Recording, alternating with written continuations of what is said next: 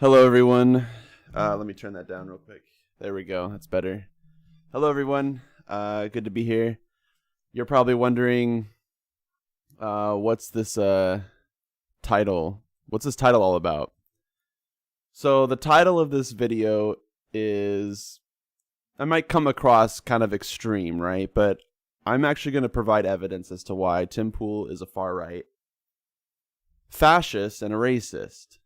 Now, I mean, being a fascist technically implies that you're far right, so I only need to prove that he's a fascist and a racist. And technically, he's going to show his ultranationalism through his immigration policy, through his racism. And so I'm going to kind of do all of these 3-in-1s right here in this video.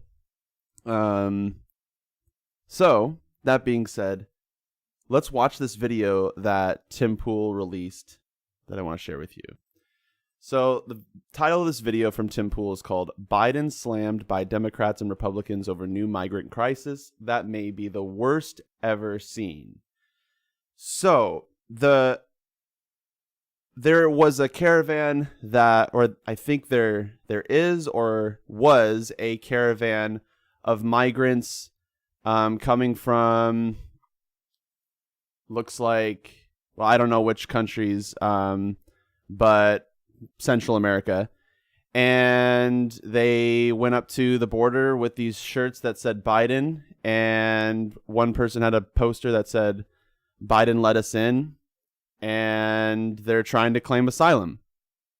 So any person who believes in human rights, any actual utilitarian, someone who actually believes in maximizing the happiness of everyone, right? Someone who actually believes that, right? Wouldn't look at all these people and say, like, "No, you can't come in, sorry. Go back to the people who are murdering you." Right? Like, no one would do. Only a racist would do something like that. Only a racist would look at these people and say, "Sorry, screw you, goodbye, get out of here." Right? That's fucked up. It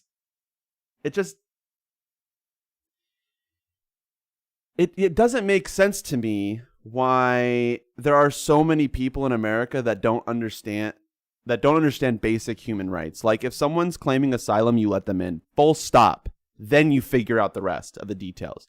That's how it works. Every single time. They claim asylum, you let them in. They come in, you find them, they claim asylum, you let them in. That's how it works. That's how asylum works.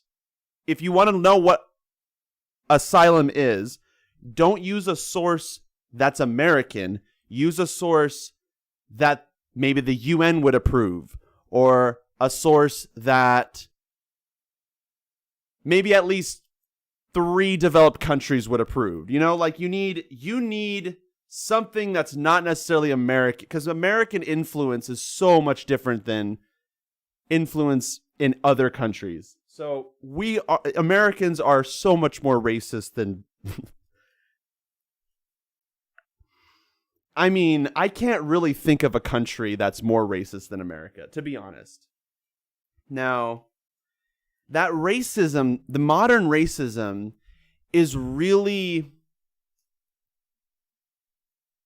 it's subtle, but it's still just as intense. Like, it's if not more intense, right? Like, the problems are still really bad, really, really bad, if not worse. I mean, inequality is worse, and so now you have an even more screwed up system. I mean, you can make so many different arguments that racism is widespread in America, right? I think we can all agree on that. But, like, I think we can also all agree that in our daily lives, we don't experience racism. We don't see it. So it's there, but where is it, right? And it's really hard to point fingers. And that's what I mean when I say subtle. It's really hard for people to just be able to, yeah, it's there, right? Some people are good enough to say, yeah, Trump's a racist, and that's about as far as they can go, right? They don't see the systemic racism, or they don't see racism at the workplace, right? They don't understand the multifaceted complexity to racism. So I'm going to show you Tim Pool basically giving the middle finger to these migrants. That's what he's going to do in this video. And it's just unbelievable. So understand these people who are bending their fucking knees. Tell me the last time you did that to a politician, to a country. Name me someone who's done that, right? These people are bending their knees. They're trying to get in. And imagine just saying, it doesn't make sense to me that people would look at that and just say, no, go away. I mean, these people are their lives are threatened. They're running from murder. And if they're not, then who cares? Let them in. You know, there's studies in 2012 that have shown that there are natural instincts to be social, to be engaging socially. Like, humans are not inherently selfish. Humans are actually inherently social. That's according to the science, okay? So more people equals better outcomes if you know how to distribute resources efficiently. Now, capitalism, you can't do that. Socialism, you can. With socialism, it doesn't matter if you have open borders, because the more people, the more production, the better outcomes. And you say, no, we have to like feed these people and give them health care. But we don't have an efficient system to get them working.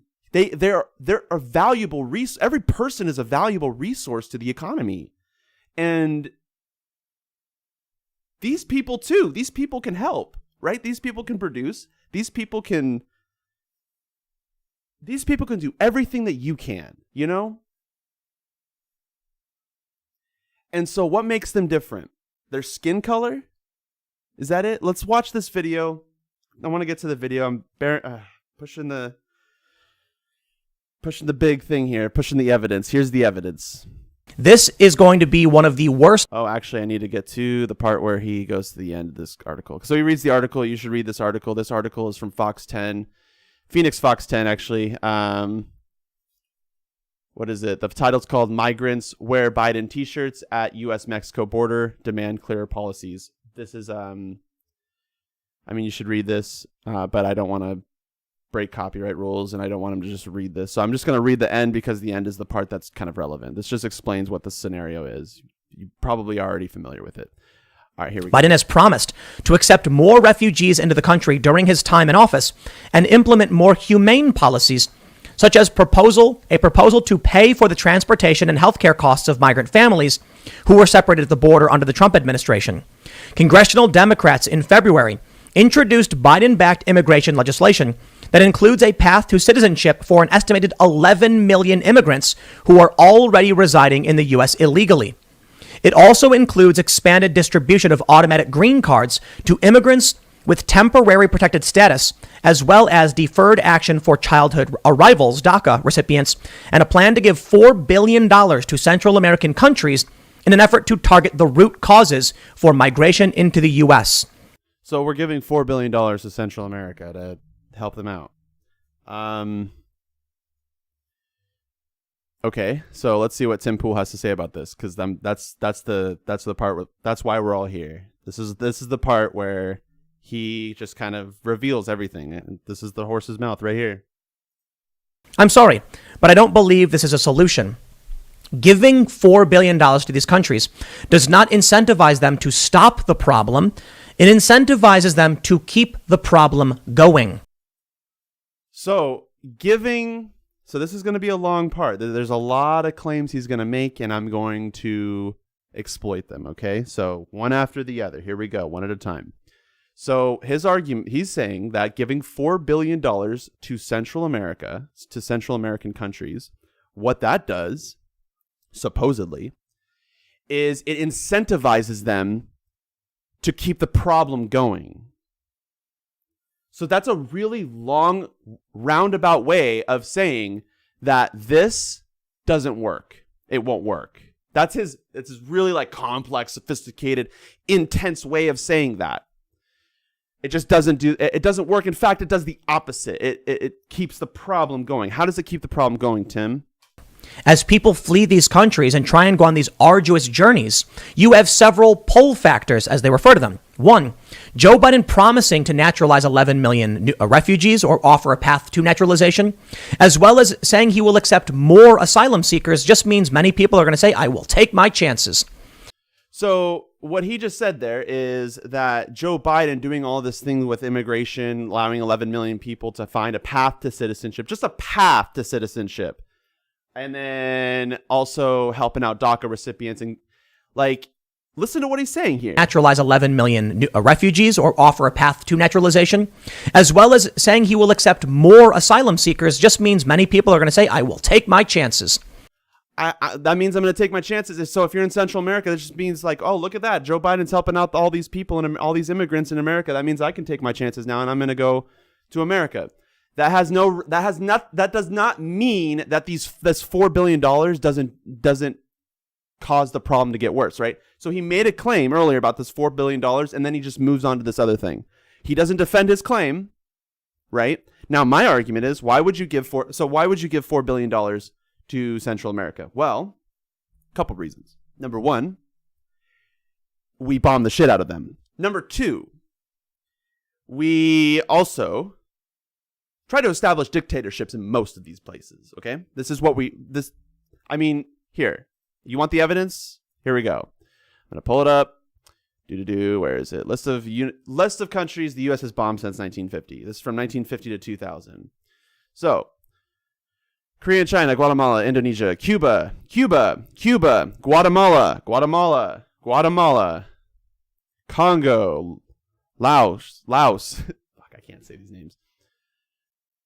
Vietnam, Cambodia, which was the country that Vietnam was trying to.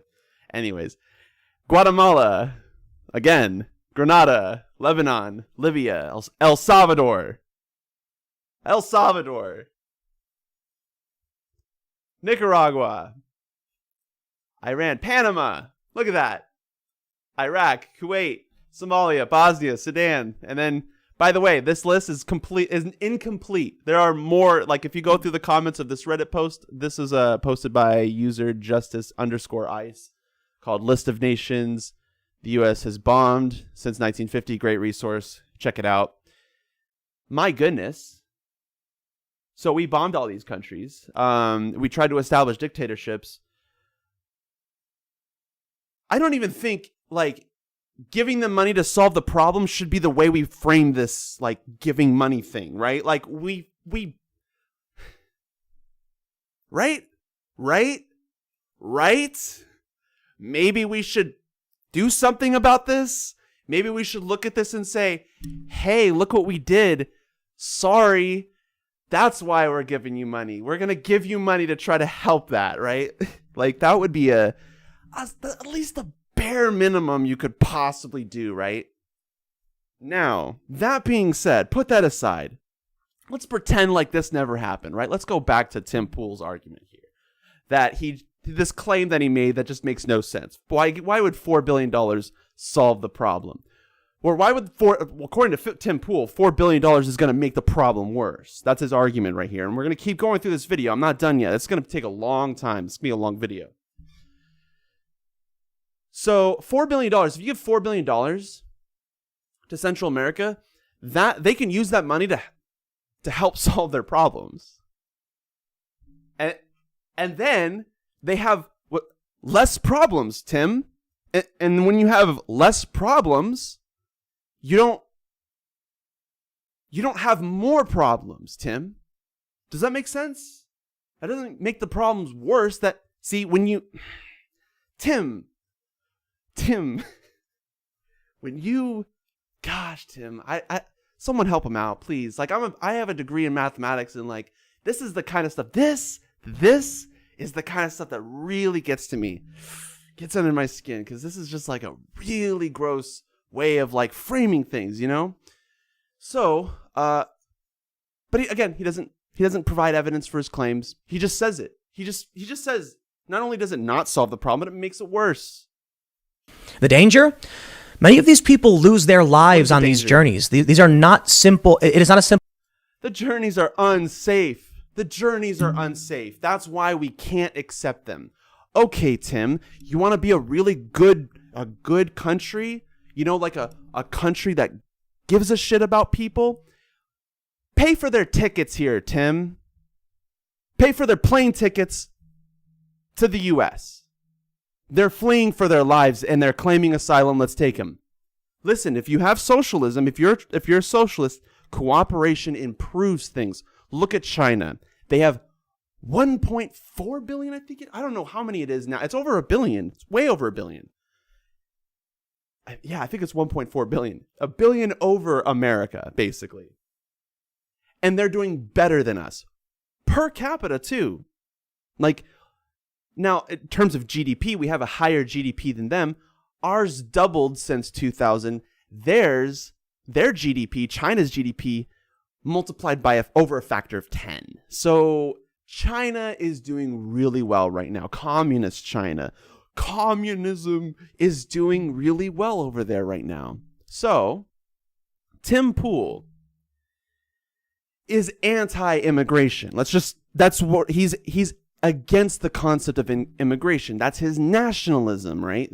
And again, fascism is ultranationalism characterized, and I'm trying to remember this. It's characterized by suppression of your opposition and support for dictatorial power, right? So Tim Pool, clearly he is suppressing the opposition, right?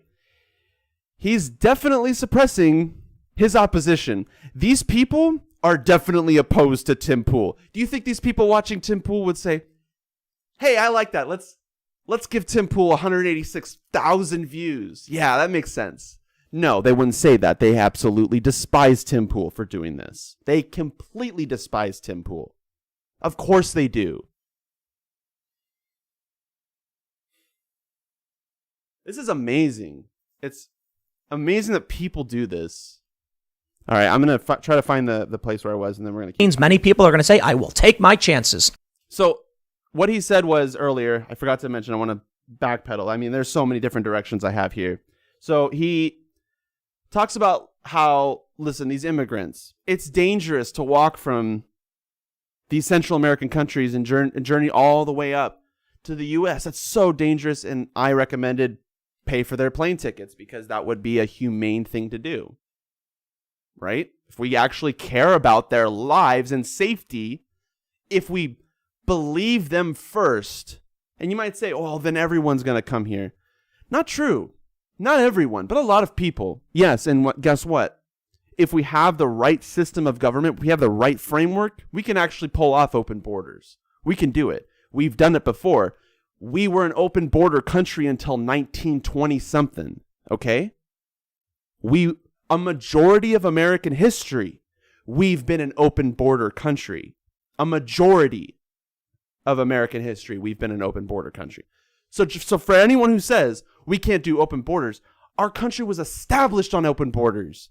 It was, and they might say, well, no, we outlawed open borders. Not until like 1920, my friend. The whole, America was kind of basically already there by then, okay? So open borders is what led to American prosperity. Duh! And the fruits of their labor are seen right after that generation. Look at the results. All these people rising up to socialism, the Socialist Party, getting 40-hour work weeks, right?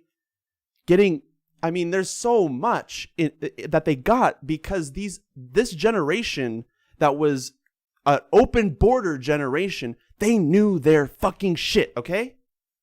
So, open borders is not a bad idea if you can efficiently extract resources from them. And the thing is, they have ability to each. That's the whole thing about Karl Marx, man. That's the whole thing. They have ability. Let them use their ability. You know, if they don't have ability that we can utilize, then educate them, because educating is a great investment in people. So I don't understand what anyone has has any argument against immigration. Oh, but then everyone's going to come in. Look at China. Look at the size of China, and then tell me how they can fit 1.4 billion people. Look at Beijing. Beijing is incredibly populated. And according to Harvard, using, and I'll show this. I know I've shown this before, but I'll show it again. This is, nope, that's the wrong one. Did I not save it? Harvard, China, Beijing, happiness. So how happy are Chinese people? You know how like all those people on, you hear on the media talking about how Europe's happy, like all those Scandinavian people, they're really happy. They'll never talk about how Asians are happy. Asians are really happy. And I don't know if you know this, but according to Harvard, this is a Harvard's website, let me make sure I find this real quick.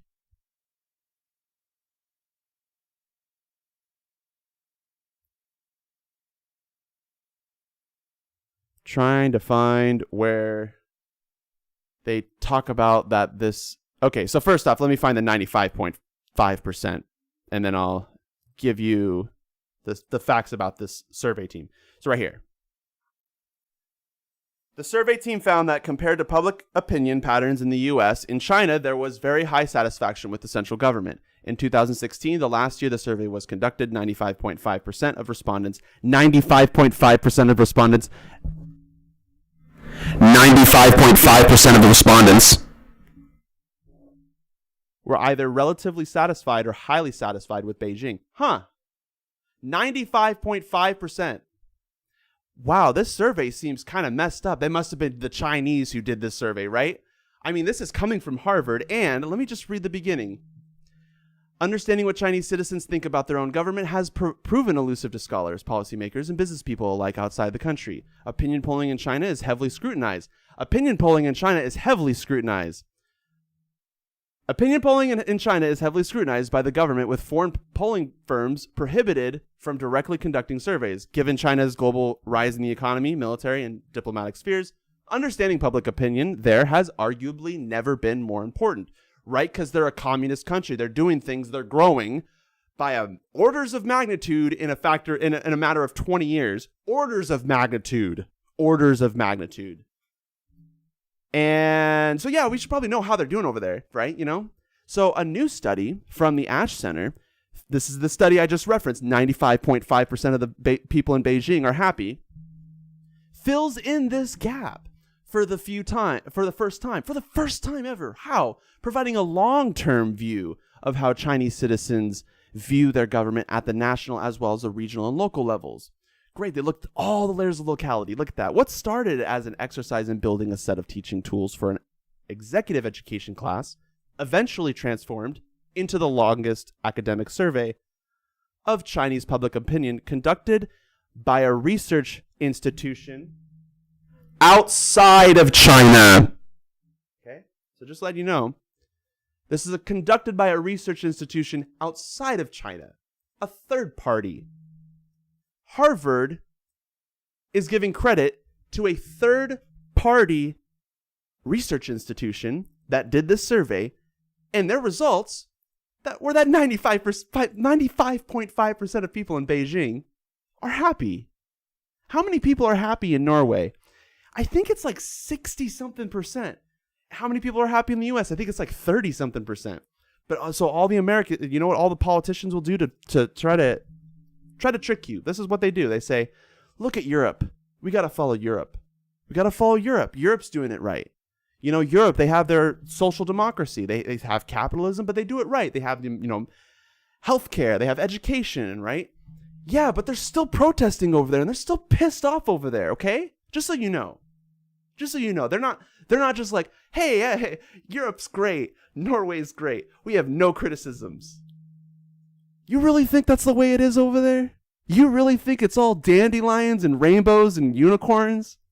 Over in Europe, they have social democracy, which means they have capitalism, which means like they've socialized like 20% of their industries. Yay, good. The other 80% can go fuck themselves, right? That's what they said.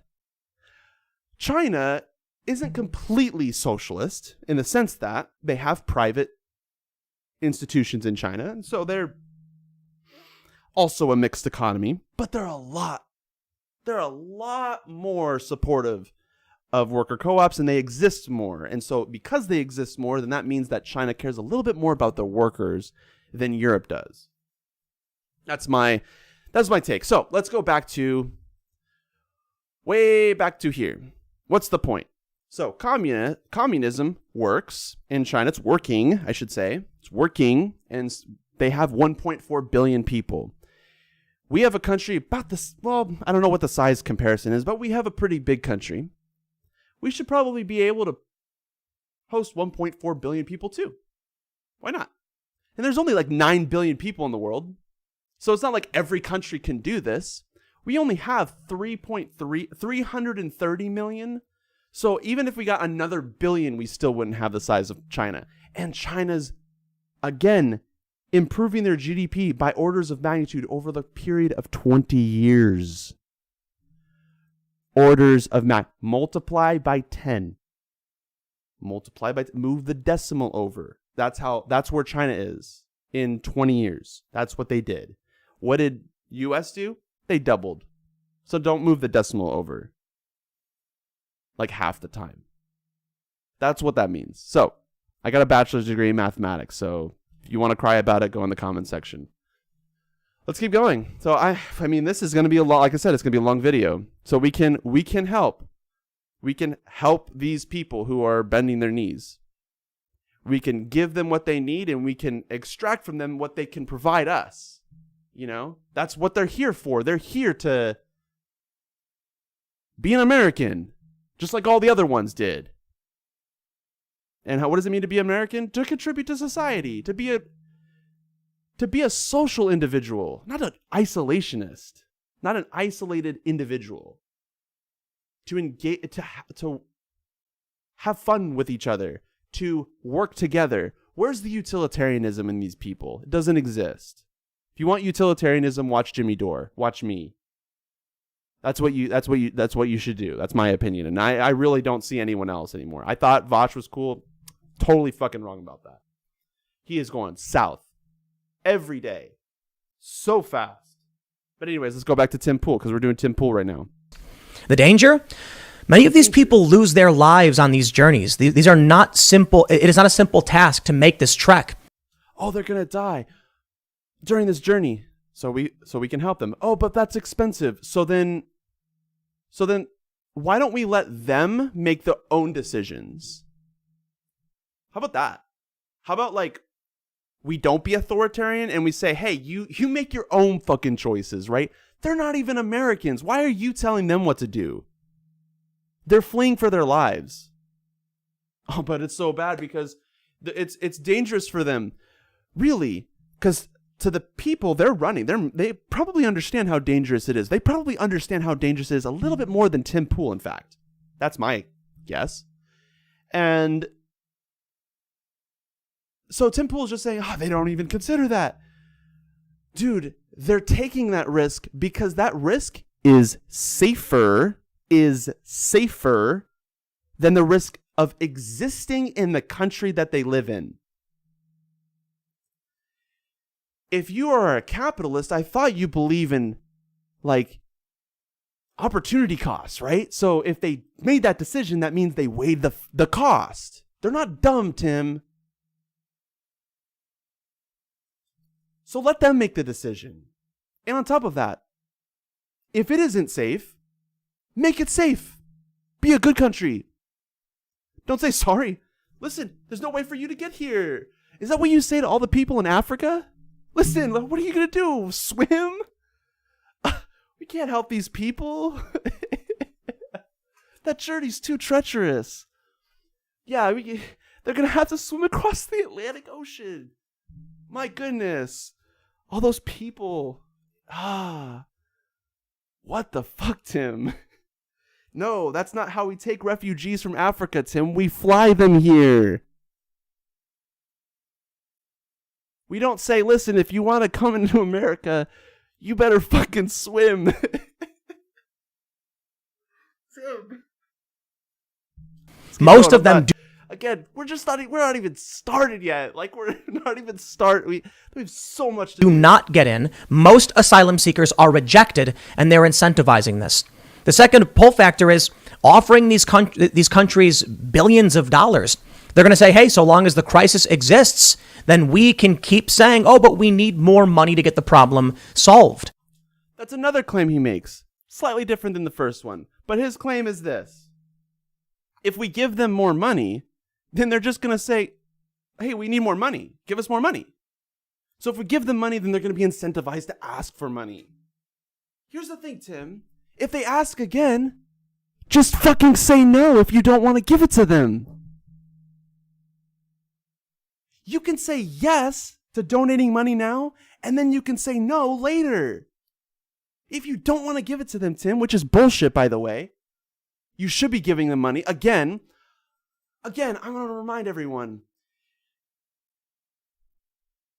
Look at this, El Salvador in the 1980s. We bombed them. We fucking bombed them. Tim, dude. It's amazing. These people are so uneducated about this, about all of this. And it shows how fascist they are. Keep in mind, everyone, you might say, no, Tim Pool can't be a fascist.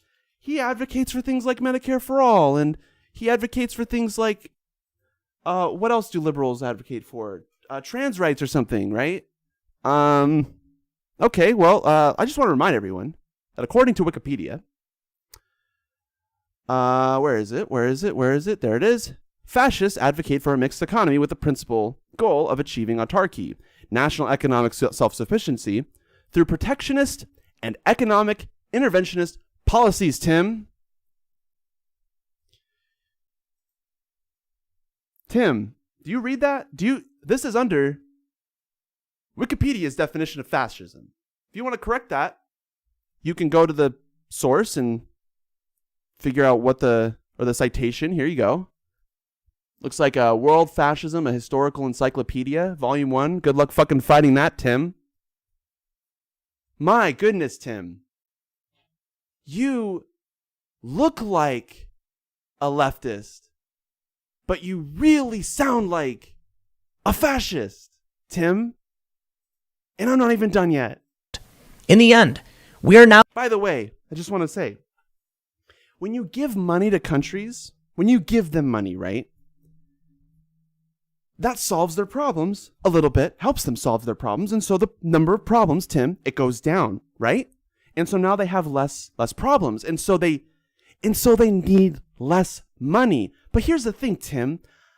If we're providing them aid and their problems are going like from here to here, then what that means is we didn't give them enough. Again, Tim, again, we bombed these countries. Nicaragua, 1980s, Panama, 1989. My goodness, Tim, we bombed all of these countries. Don't you think we should probably try to solve those problems, Tim? Like if we're doing this and we only solve a little bit of the problems, then that just means we didn't give enough. That doesn't mean, well then they're just going to ask for more. Well, yeah, Tim, if they're going to ask for more, that's because we didn't solve their fucking problems, Tim. Damn it, Tim. Saying, oh, but we need more money to get the problem solved. In the end, we need more money to get the problem solved. What problem? Why is that problem there? Why are these Central American countries they have all these dictatorships, right? All across South America. We have some in Africa, Europe, Asia. Yeah, you know what? We kind of made those, Tim. We kind of helped make those. We helped make those, Tim. And so we should probably do something about that, Tim. Let's keep going. And we are now dealing with the crisis again. Crisis? What crisis, Tim? A crisis that Obama dealt with, that Trump dealt with, and what now Joe Biden is going to be dealing with. It doesn't seem like what Obama and Biden has done is working. Under Donald Trump, at the very least, he did disincentivize the behavior. But to be fair, it didn't work all that well either. You could argue that with Joe Biden now incentivizing these people to come here, offering a path to citizenship. We're incentivizing people to come here. We're incentivizing people to leave third world countries to come here? Why would they want to flee to come here, Tim? Well, it's because they look at America and they say, hey, I like that a little bit better than where I am. I want to go there. Like every single person did before the 1920s. At least every American. Because again, we had open borders till then. Open borders is a great policy if you know how to actually distribute resources efficiently. Right now, America's not doing that. We have like 30 million empty housing units. 30 million empty housing units. And you know what we're going to do? We're going to say, hey, all you people who are bending your knees, all you, we have 30 million empty housing units. We only have 500,000 homeless people. We don't really care about those people. We also don't really care about you. So we're just going to leave these 30 million empty housing units empty. Okay? That's what we're doing. That's what we're doing. That's capitalism. That's the efficiency of capitalism. Don't you think we could make a little bit more of an efficient market here by kind of like doing a little bit of like dragging and dropping? Like do you guys know what the pigeonhole principle is? Like, I know when I learned the pigeonhole principle back in my degree in mathematics, it's like, I thought, well, duh, the pigeonhole principle. Duh. It's like the most obvious. It's a fucking axiom. It's equivalent to the well-ordering axiom. It's one of the things, it's like the foundations of mathematics, right? Everyone knows it's like the most duh thing. If you have more houses than people, then you can help the people fill the houses, Tim. Do you understand that? If you have 500,000 people plus these people at the border, and you have 30 million empty housing units, what should you do about that, Tim? You know what? Let's tell them, hey, sorry, no, take that treacherous journey back that I'm really scared that you took about. Like, remember how you took that journey that I'm really scared that you took that journey? Take that journey back. That's what you're saying, Tim. Hit that notification bell. Fox 10 Phoenix reports. Oh, yeah. We got to go back to the... Then we can keep saying millions of dollars. They're going to say, hey, so long as the crisis exists, then we can keep saying, oh, but we need more money to get the problem solved. In the end, we are now dealing with the crisis again. A crisis that Obama dealt with that didn't work all that well either. You could argue that with Joe Biden now in Senate, building crisis, they say. 6 weeks into his presidency, President Biden is staring down a mounting crisis at the border that could be just as bad as the ones faced by Obama and Trump, if not worse. Why it matters. Immigration is an issue that can consume a presidency. Joe Biden, we don't want to burden him. No, it can consume his time. No, Joe Biden's going to have to care about it. Oh, poor Tim. Tim's crying that Biden's crying. It's intensely and poisonously partisan. It's complicated, and the lives and welfare of vulnerable children hang in the balance. In an attempt at a solution, the Biden administration now plans to release... Yeah, so Tim, maybe we should do something about that. Maybe we should fill some homes. No. Tim's like, no. We gotta solve this crisis. Parents and children within 72 hours of arriving in the U.S., a new policy that already is being carried out along the Texas border, according to the New York Times. Biden came into office. Sorry, I need to catch up real quick. I have ADHD, everyone, so every once in a while I have to... My mind just goes everywhere.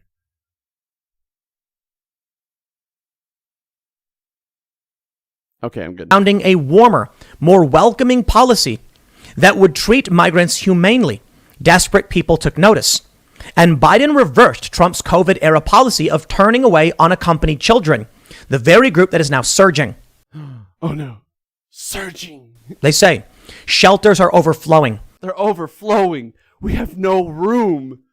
Look at all of these empty... I'm looking outside. I see 1, 2, 3. We can't help these people. Really? This one apartment complex. Dude. The shelters are overflowing.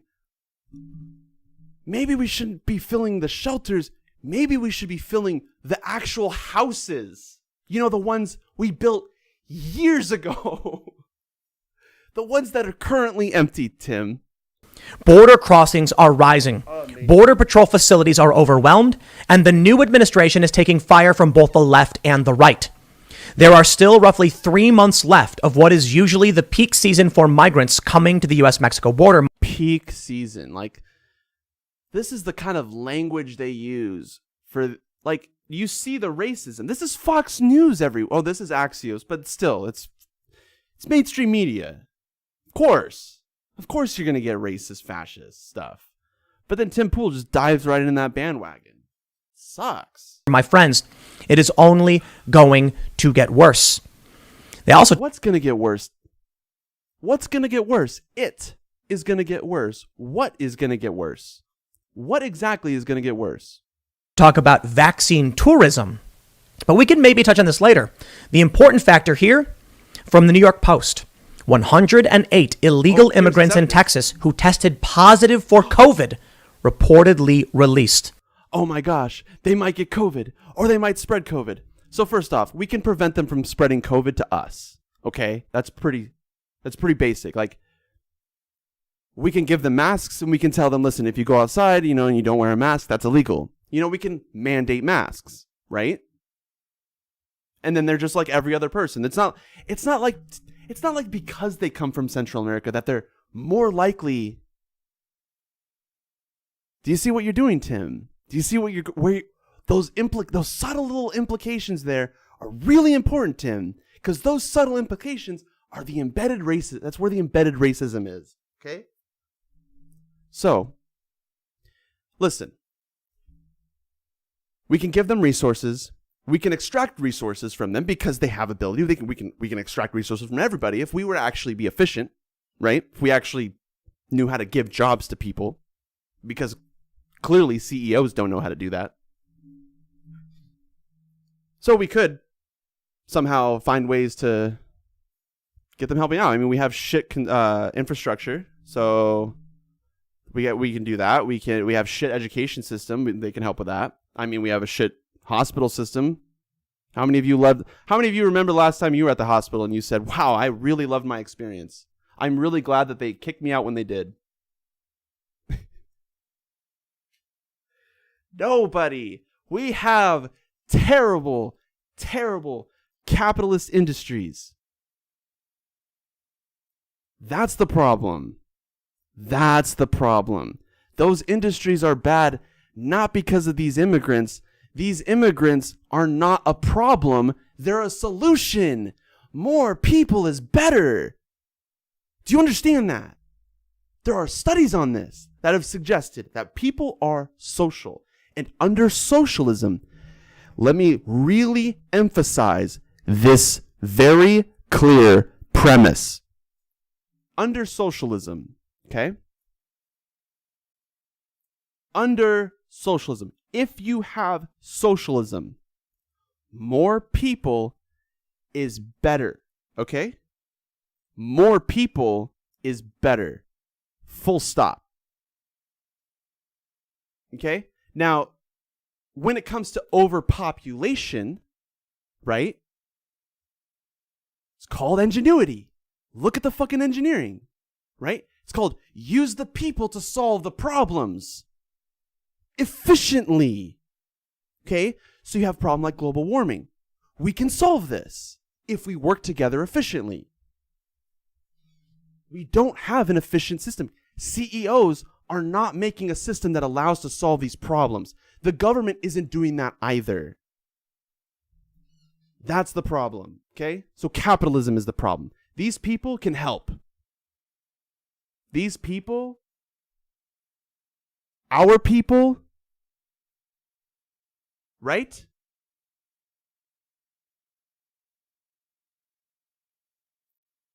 It's amazing. It's like we pretend like our history doesn't include a history of immigrants from Central America. We act like this was never a normal thing, that this is a crisis. People have been immigrating here forever. Basically, I mean, relatively speaking at least, people have been here for a really long time. And ever since then, more people have come here. And things have gotten better as a result. All those people that tell you like urbanization is a bad thing, urbanization is a direct result of capitalism, not overpopulation. Look at LA. Look at the difference. Here's a great example. Look at the difference between LA and San Francisco. LA is a giant county, and it's populated, but it is also spread out. They spread out their resources. And so you have this giant city, but there's no like downtown really. I mean, there is a huge downtown, but relative to LA City, the city is spread out. San Francisco, on the other hand, it's just all right there. All of it right there, right? And then beyond that, it's just kind of empty, right? It becomes rural really fast, right? Which model is better? They're both kind of the same overpopulate, like population is a problem, right? They both have that, but one of them is solving the problem more efficiently. We can solve problems if we work together. Okay? That's whole part of socialism. We can solve problems if we decide to make the jobs, not the CEOs. We decide. That's the whole point of socialism. Okay, so, and when I say we, I mean the workers. Or if you're the other kind of socialist that says complete democratic, that's cool too. I think that's kind of interesting. I think we can have a conversation over that. So, COVID is dangerous. These immigrants who are traveling with their caravan are risking getting COVID from this caravan, which they're probably risking anyways when they're in their country, because they're probably with the same group anyways. But it doesn't matter, because during the process, that's the only part that Tim Pool wants to look at. And so you look at that part, they might get COVID. How many people die of COVID? Quite a bit. Shit ton, actually. Now, when you have a small sample size, that number is relatively small. How many people are going to die if they... Out of all of those people in that caravan, how many of them are going to die if we just leave them in their country? Because they're being chased. Most of these people are being hunted by murderers. They have a bounty on them. They were in some sort of like, I don't know, cartel or laundering money. Who knows? They were involved in some drug shit. I don't know what. Their country's fucked up. I don't know what it is, right? Something's wrong over there. They have problems. And I mean, I think you know where I'm trying to get at. These people are fleeing for their lives. They're deciding. They're making the choice. They are making the choice. Not you, Tim Pool, not you, authoritarian government on another citizen that's not even American. That person is deciding for themselves that they would take on that risk of getting COVID. I'm sure they're aware of COVID right now. I'm sure they're aware of it. I'm pretty sure they know exactly what they're risking doing this journey. Now, again, we can solve this whole problem if we just give them a plane ticket. Like we do with all of the refugees that are not in either North America or South America or Central America. So, It's amazing. People don't really look into this stuff. So let's keep going and see this argument. That's already bullshit. This has the people of Texas in an uproar. At a time when they're trying to reopen, what does Biden's federal administration do? CBP under Biden, they released sick people into the state. Now that is dangerously irresponsible. And whose fault is that? Is that the immigrants' fault? Or is that our fault? Is that the immigrants' fault that we weren't taking safety precautions, we weren't giving them the resources that they needed to be safe, like masks and stuff? Is that their fault? Or is that our fault? Were they supposed to carry all of that stuff with them when they left their homes and fled? Ah, damn it. Listen, you don't, you're not taking the safety precautions. You don't have a mask. So I guess you're going to have to take that journey back and then come all the way back. And then we'll, depending on how safe you are, we'll let you in. This is disgusting. Some feel like it was almost a kind of retaliation. Because Texas wanted to reopen, the federal government was like, okay, well, then here you go, some sick people. I don't think that's the case, to be honest. I think it's just, I don't know, ineptitude is probably the best way to put it. Joe Biden is not up to this task of dealing with CBP, with ICE, these other federal organizations. He's in desperate need of help to get this job done. What job? And I think it's evident by the fact that the left and the right are angry with him. At least under Trump, the right was like, Trump's doing what I want him to do. I don't know if I get this, I have this right, but I think Trump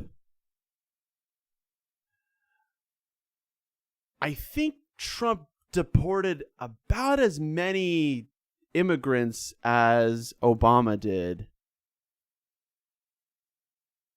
Like, for the 4 years versus the 8 years, if you do the number, I think you have to cut it in half or something. I think they pretty much did the same. Like every other president, every single president we've had since the 1920s, since we stopped the open borders, since we decided, no, screw that, screw socialism, screw open borders concepts. We're going to close the borders and become nationalists and isolationists. Dang. He's building a border wall. He's disincentivizing this behavior. Right now on the left and the right, they're saying Biden is failing at everything. As I mentioned, the left is really angry over the child migrant dilemma. As Axios reports, leaked HHS docs spotlight Biden's child migrant dilemma, saying, fresh internal documents from the Department of Health and Human Services show how quickly the number of child migrants crossing the border is overwhelming the administration's stretched resources. So what are we going to do about that? We're stretching the administration's resources. We're stretching the administration's resources. Do you know how much money we spend on, like, preventing these people from walking in?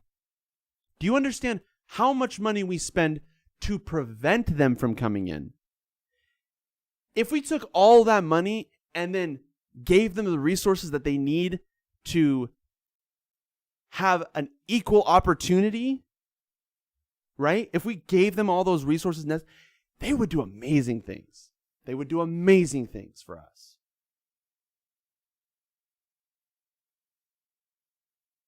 So, if our administration is overwhelmed here, the problem is that we're not spending enough towards this specific thing. Perhaps they should have done what Trump did. Turn them away. Look at that. You heard it. You heard it.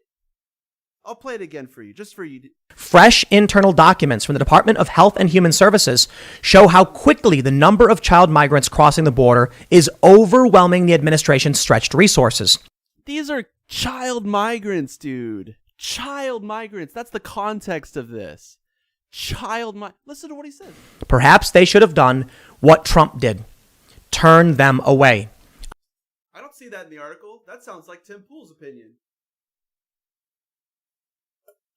I said I didn't see that in the article. That sounds like Tim Pool's decision.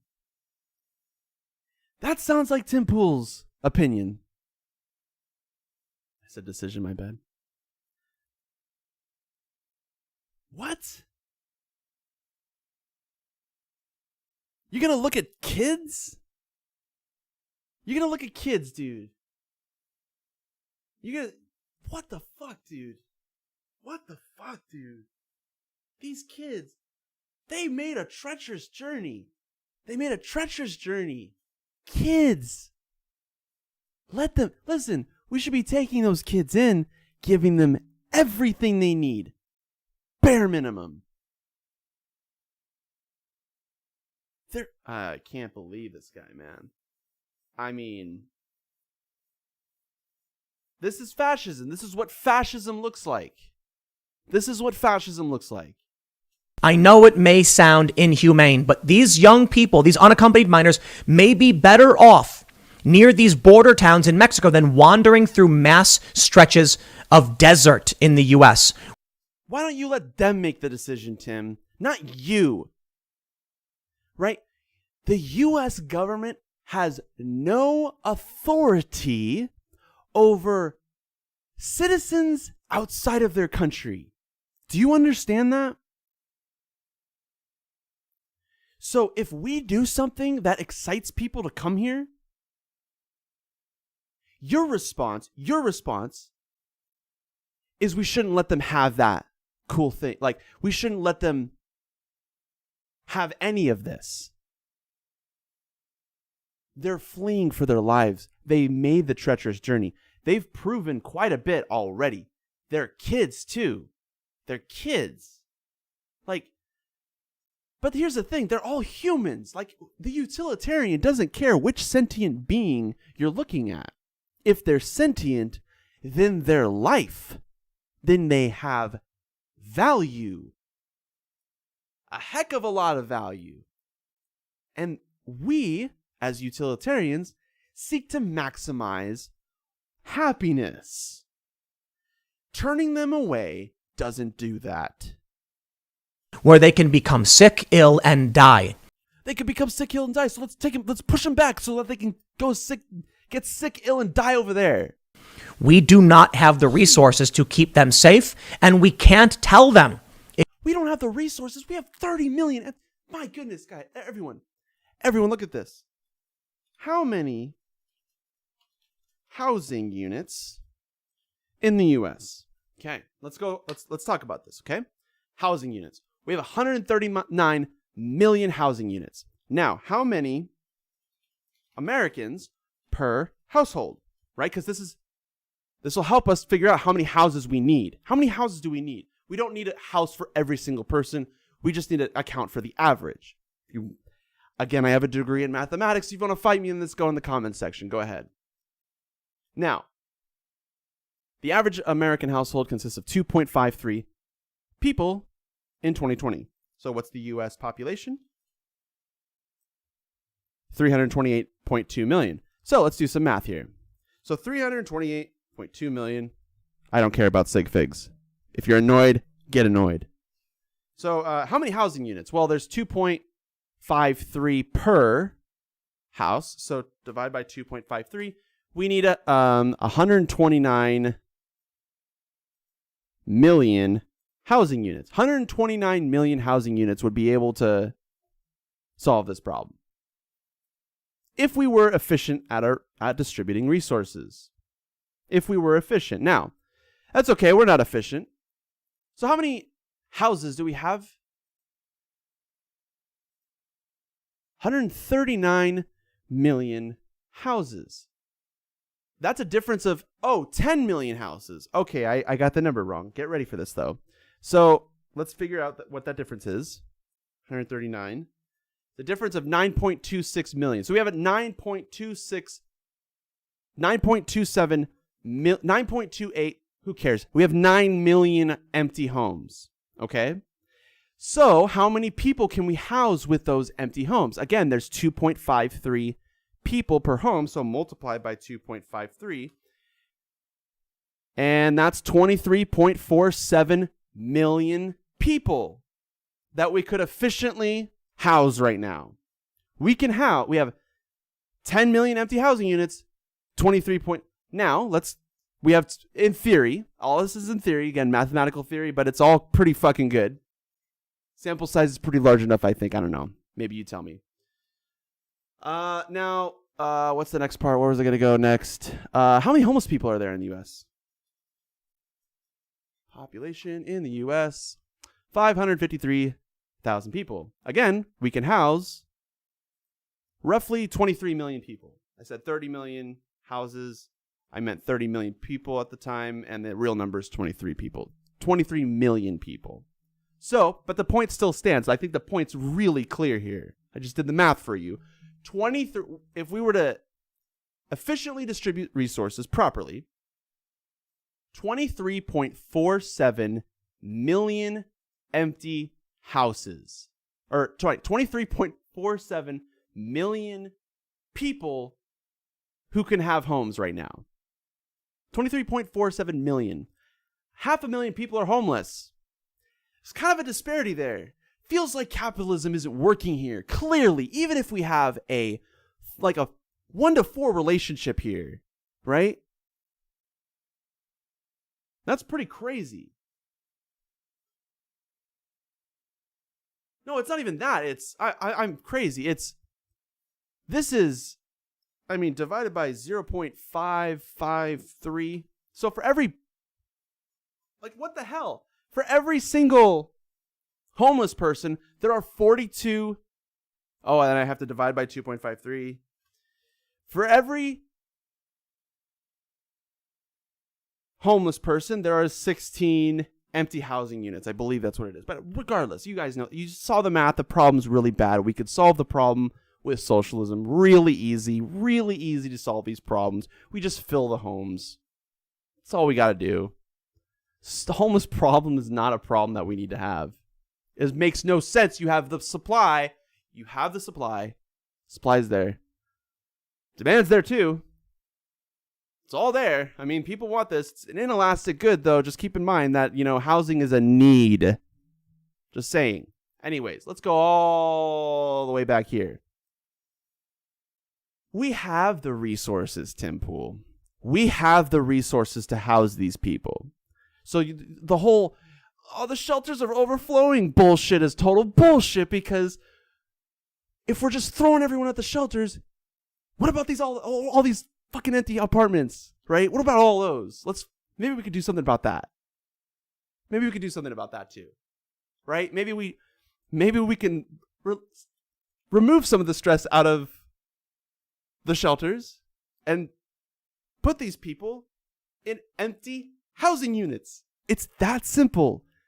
It's amazing. And on top of that, it's like, we're not even talking about hotels yet. Hotels, how many of those rooms are empty? How many rooms in a hotel are empty? Every single day. There are a lot. The inefficiency of America is absolutely amazing. It's massive. Let's keep going. This guy's going to keep telling you why these kids need to go back. If you come in, so be it, because then more will come and it will only get worse. To Biden's credit, perhaps there is at least an attempt at solving the problem in their home countries, but offering up aid does not seem to work. It seems like the corrupt politicians in these countries are incentivized. They say, great, the more people who leave, the more money we get. And in the end, people will just keep going on these dangerous journeys. They say, driving the news. In the week ending March 1st, the Border Patrol referred to HHS custody an average of 321 children per day, according to documents. That's a lot of kids, man. My God, that's a lot of kids. 321 a day? You're just going to say, no. What the fuck? Obtained by Axios. That's up from a weekly average of 203 in late January and early February. Oh no, it's gone up. Oh my gosh, because we don't have Trump anymore. So a lot of people feel like they can come here because it's a better country now. It used to be a shit country because we had Trump. And so what they decided is they're like, maybe I don't want to go to America. Maybe I want to stay here. Because America looked, like a hyper-capitalist, fascist country. And it was. It still is, by the way. But, that's another story. And then they look at Biden and they think, Biden sounds like he's not Trump. So, if he's not Trump, then, he's going to help us, right? Democrats want to help us, right? And they've said that's what they've said millions of times, right? It's an exaggeration. Don't knock me on that.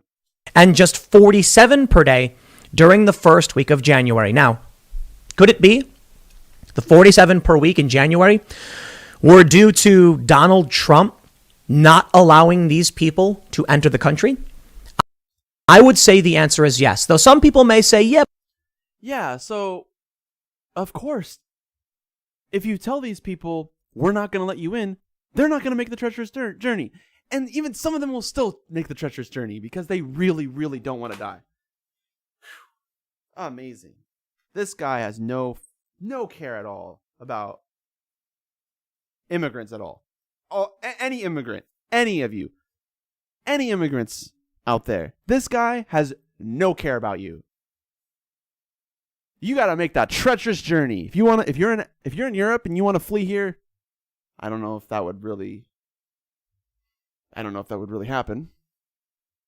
Africa, Asia, I mean Europe maybe, I don't know. I don't know Europe that much. I don't know these other continents, but let's say you're on the other side of the globe. You want to flee here. You better fucking grab some really nice shoes. I hope your soles are really, really, really good, because that walk is going to be hard. And I hope you figured out how to fucking swim really far. Yeah, but it's winter, Tim. It's winter. They're not gonna. It's winter, but it's the southern border. Don't act like it's snowing. Okay, hold on. It did snow down there. There was a serious winter storm. So, okay, maybe. Oh no, they're risking their lives. So let's tell them that they can't do it. Let's be authoritarian. Let's put our authority on their decision and say, you can't make that choice. You can't make that treacherous journey. Sorry, you're not allowed. They're immigrants. They're not U.S. citizens, so they don't have to follow your law. And on top of that, your law here, if you want to impose any sort of authoritarian thing, is authoritarian, and we shouldn't advocate for that. But Tim Pool is just casually doing that here. But for the most part, people who are going on these journeys, they're going to come if the opportunity exists. As many people were hearing Joe Biden say on the debate. Good. What's the problem with that? We have opportunity for them. Do we not want to give them the opportunity? Is there something wrong with them? Stage and during his campaign, moratorium on deportation, open border policies, not totally open border, but decriminalizing border crossings. How many of these people said, now's my chance?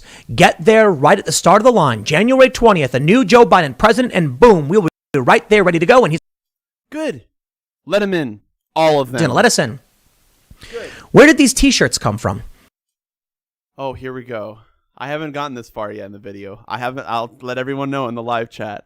I have not gotten this far in the video, but I am now super curious about where he's going to go. Like at this point, I was certain, okay, I could definitely title this video, Tim Pool is a far-right fascist racist. I think we've established that. I'm really curious about what the, excuse me, I have to burp. There we go. Okay, so I need to go to I want to go to the live chat, see if anyone said anything. Whoa, we have a lot of things here. My goodness. I don't even know where to start. Okay, so it's gonna be a while. Let me see if I can. I'm gonna read through these. I'm gonna read every single one of them, and I'll read the ones that I don't know stand out to me, and I'll try to give everyone at least one. So far, my entire argument is based on an appeal to emotion. Yeah, of course. What do you think a utilitarian would do? So first off, let me explain what a utilitarian is, okay? So just so that everyone understands. Yeah, I'm appealing to emotion because the only thing I care about is happiness. If you want to explain, if you want to take any why are you doing that, right? Why are you doing what you're doing right now? Because ultimately you just want to maximize your happiness. That's why. That's the bottom core root to why you do everything. So that is where you stem from. That every decision you make should stem somehow to do that, to accomplish that philosophy. That's utilitarian. So that said, yeah, it's an emotion fallacy. I care about these people. I have emotions. Do you? I mean, if you don't, then fuck.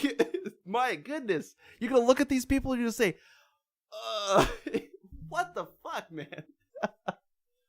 Typical communist. Oh, they're going to call me communist.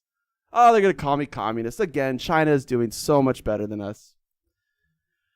Robbie says, so my feelings is your proof so far. Yeah. Robert, yeah, that's right. My feelings. I have feelings. I care about human lives. That's a feeling. Do you have, it's opinion, I guess. But, why do I justify that? My feelings. Right? Ultimately, that's where why do you do that? Because of this. Why do you do that? Because of this. Why do you do that? Eventually, you're going to run down to, because I just want to be happy. I just want everyone to be happy. That's all I want. Oh, that sounds like appeal to emotion. No shit. That's right. I mean, if you don't like a... Here's the thing. If you need a logical argument for every single fucking decision you make, then you have what's called no heart. Then you don't give a shit about anyone. Because those are emotions. No, fuck that. It's not logic. I have a bachelor's degree in mathematics, okay? So let me tell you something. Logic isn't going to get you anywhere. It'll get you mathematics. It'll get you some physics, maybe. And even that, it's kind of, Oh my goodness. Imagine being that, like, these are the religious people who think like they can like logically conclude that God is real. It's amazing. Logic is definitely not the only thing you need. Emotions matter. They matter. We all feel for those people who are dying in the hospital, so we kind of want their bill to be paid for, right? Aw, wah. Right? Imagine that being your response to Medicare for all. What the fuck? No, that's not how this works. You want to help people. That's what you want to do. That should be the Oh, wow. Okay. Whew. Let's keep going. So I'm just reading these live. Let me see if I can pull up the live chats. I don't know why I can't. It's weird. That's fine. I'll just keep reading these. I'm gonna skip all these Robbie Glickman. This guy's spammed a bunch. NF says, "Hi, are you like Kyle Kulinski? Light? No, I am like Kyle Kulinski. So, Kyle Kulinski is a capitalist. He's a social democrat. Full stop. That's all you need to know. I am a socialist. He is a capitalist. We disagree morally. Our disagreement is a moral disagreement, okay? So I don't agree with his morals. Just saying. That's how I frame this, okay? The decision to be socialist is a moral decision. Socialism is a social philosophy too. It's 3 in 1. Remember, it's a philosophy. It's an economic philosophy. Hold on, I got this. It's a social philosophy. And what's the third one? Fuck, I'm going to miss it. I need to go to Google. Okay, here we go. Hold up, everyone. I need a citation now. So I'll show you. Here we go. We're going to go to, what the fuck was I just talking about? I have ADHD. My bad, everyone. Here we go. I need to rethink here. I need to go back to the comment. That'll help. That'll help me, get back to this. I think with Kyle Kulinski, was that it? No, socialism. Oh, what was it? Yeah, socialism. Socialism. I need to look up socialism. I think that's what I was going to do. On Wiki. Is that right? Yeah, that's right. Thank you. I'm back. Here we go. ADHD, everyone. If you don't know what ADHD is, you should look it up because whatever you were told about ADHD was a fucking lie. So, and I mean, if you go to YouTube, don't go to me. Go to YouTube. Just look up what is ADHD, and every single YouTuber will tell you the same thing. Every single person on ADHD will tell you the same thing. Everything you were told about ADHD in the last, 30 years, complete bullshit. It's not even an attention deficit disorder. That's what's fucking crazy about it. There's no deficit. There's no deficit for ADHD. Anyways, let's go back to this. Socialism is both political, economic... Oh, political, that's what it is. Political, economic, and social. And social... Don't forget about that one. It's a social philosophy too. It's a social philosophy. It has to do with how we engage socially. Has a lot to do with that. A fucking lot. It's an entire philosophy. All right, let's go back to the comments. So Kyle Kulinski, you're right. We differ. I think he wants capitalism leads to isolationism, right? Socialism leads to globalism. And if you want proof of that, look at the surveys from YouGov. Yeah, well, I'll show you. I don't want to just tell you hey, check out this source if you want proof. I can just show you. Here we go. Look at this. Watch this. What is this? Yeah, here we go. Country's opinions within. This is, I believe, from YouGov. Let's see how those Asians are doing and how those Europeans are doing. What is this? I need to oh, jeez. Okay, here we go. Yeah, look at that. So, I know it's kind of hard to read, but this is YouGov survey results. The question is, so this is a statement, whether you agree or disagree. Globalization is the word used to describe the increasing movement of products, ideas, money, jobs, culture, and people around the world. Overall, do you think globalization is a force for good or bad in the world? Let's look at these Asian countries. Hong Kong, 63%. Indonesia, 72%. Malaysia, 73%. Philippines, 85%. Singapore, 71%. Thailand, 76%. Vietnam, 91%. What are the other ones? Let me go over here. India, 83%. United Arab Emirates, 69%. And then all these other countries like Europe, all those ones that they say like, oh, they're really like socialists, right? The ones that really like the concept of working together, right? Those people that Bernie Sanders always references, all those socialists, not the ones that are in Asia, oh, they don't really believe in globalism. And they're less happy. I showed you all that. I already showed you that report from Harvard, or Harvard posted it. And then, it was approved by Harvard, and it was a study conducted by a third party outside the country. 95.5% of the people in Beijing are happy right now. 95.5%. That's massive. Just to give you a reference, I think it's like a third of Americans are happy. Wow, it sounds like communism works. I don't know. Maybe it does. Sounds like it does. Makes people really happy. And isn't that what you want? Isn't that what you want? It's an appeal to emotion. Oh my gosh. Appeal to your emotions. Do you care about your happiness? I don't know. Yeah, I fucking care about my happiness. I want to maximize that. That's the thing I'm looking for. That's the thing I'm looking for. Because here's the thing. I'm not religious. And if I'm not religious, then what do I want? Happiness. And if you are religious, you probably also want happiness. But you just kind of push that aside and say, I don't want happiness. I want to be a servant. Right? That's what religion. So, that said, let's go back to Tim Pool because I'm not done yet. The ones that say, Biden, please let us in. Who mass printed these t-shirts and then gave them out to these people? Maybe they did it themselves. Perhaps not like it's that expensive to do. But you have to wonder. They are trying, the people who are coming here, in my opinion, they're trying to manipulate us. What the fuck, Tim? What did you say? Those people on their damn knees are trying to manipulate us? The people who just walked hundreds and hundreds of miles, Tim, they're trying to manipulate us. This is all a giant fucking conspiracy by this caravan to get you, Tim Pool, to trick you and manipulate you. That's what they're doing, Tim. My goodness, this guy sounds like Alex Jones. And it's going to work on the left. Sorry, you can't tug at my heartstrings. I actually want to make sure we can protect people. That includes the migrants and refugees. Really, if that's true, then let's have them fill the empty houses that we have. Nope, he doesn't want that. He knows this, by the way. He's not dumb. If you think he's dumb, by the way, if you think that's like, oh, he's just naive or whatever, then he's not. He shouldn't be your person you get your advice from. So just understand that. But it also includes the people who live in Texas, the people who are locking down, the people who have suffered under the COVID pandemic because their businesses were shuttered. We can't just allow anybody to come in. Why did you mention all that thing about the businesses and everything, Tim? What was the point there? Where were you getting to? He doesn't go to the conclusion because if you say the conclusion, then you're saying the loud part loud.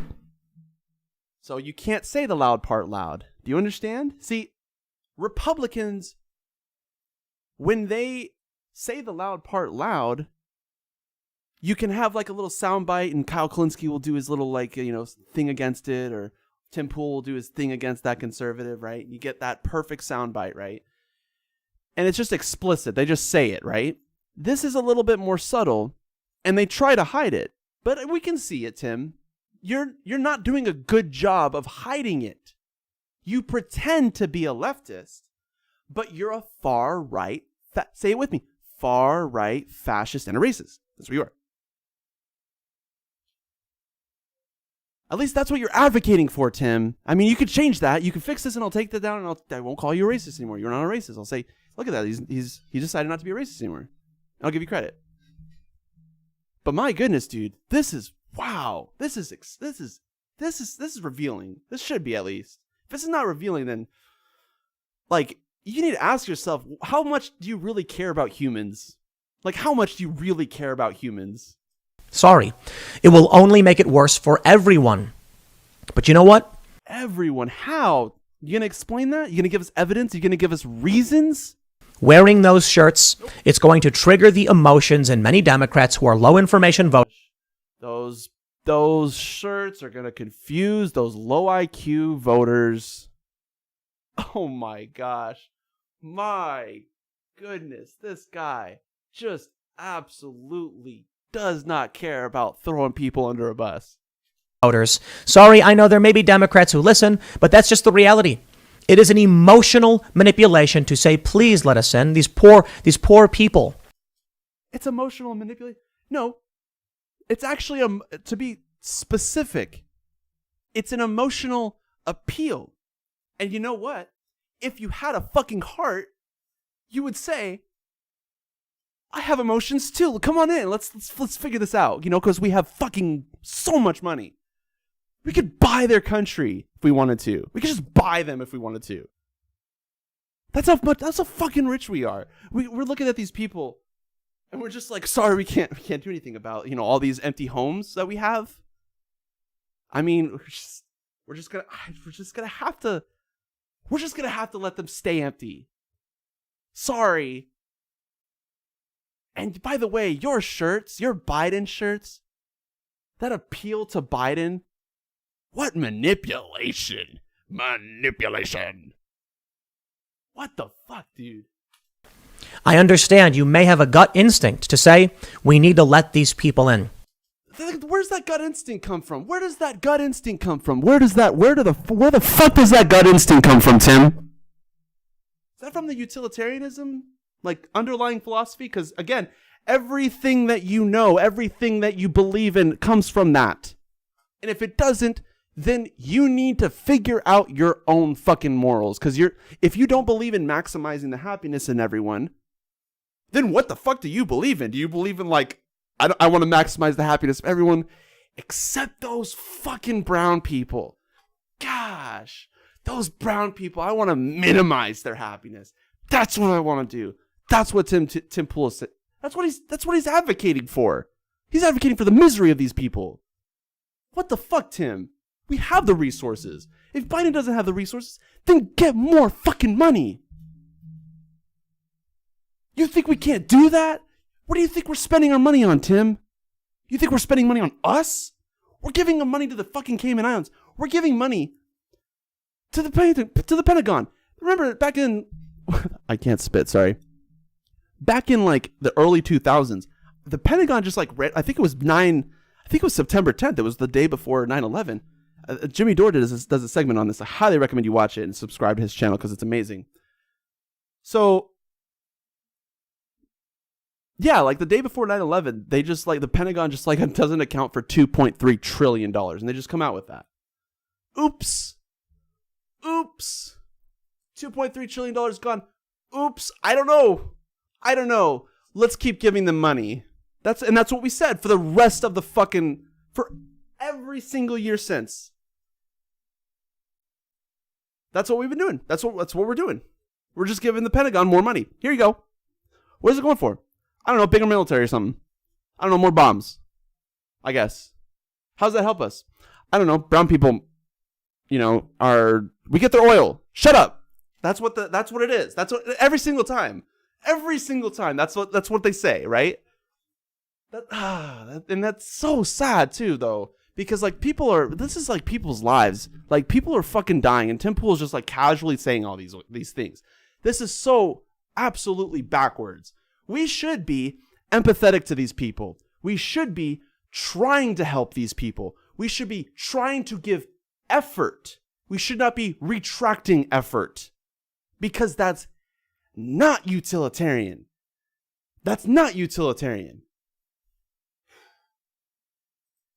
Unbelievable. But that doesn't solve the problem, and it potentially makes it worse. How do we solve the problem? Are you ever going to tell us that? For everyone. Makes it worse for everyone. I know people don't want to hear it. People don't want to hear it. People don't want to hear his feelings. They're all feelings.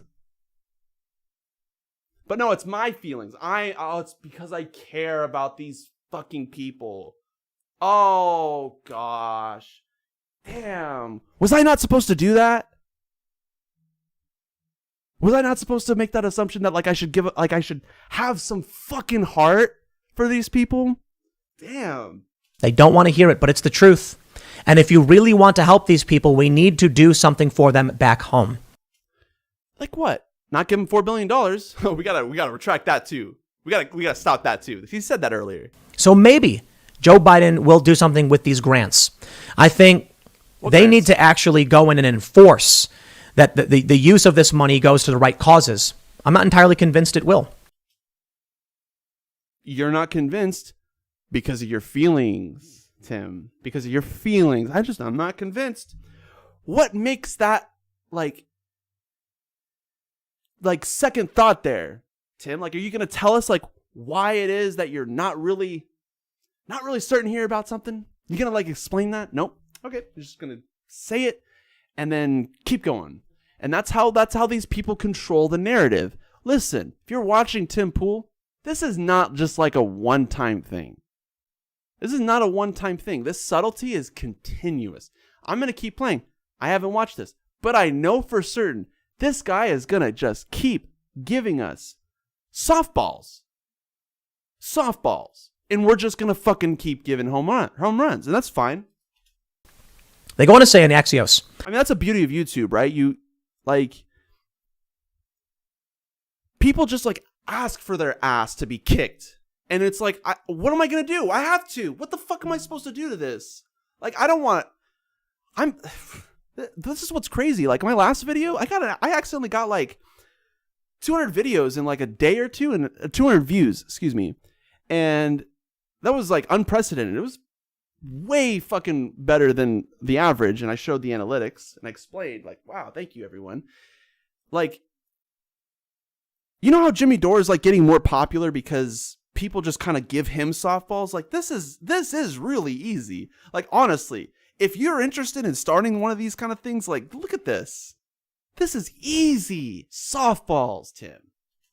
The same documents dated Tuesday say the shelter system is at 94% occupancy and expected to reach its maximum this month. Well, there you go.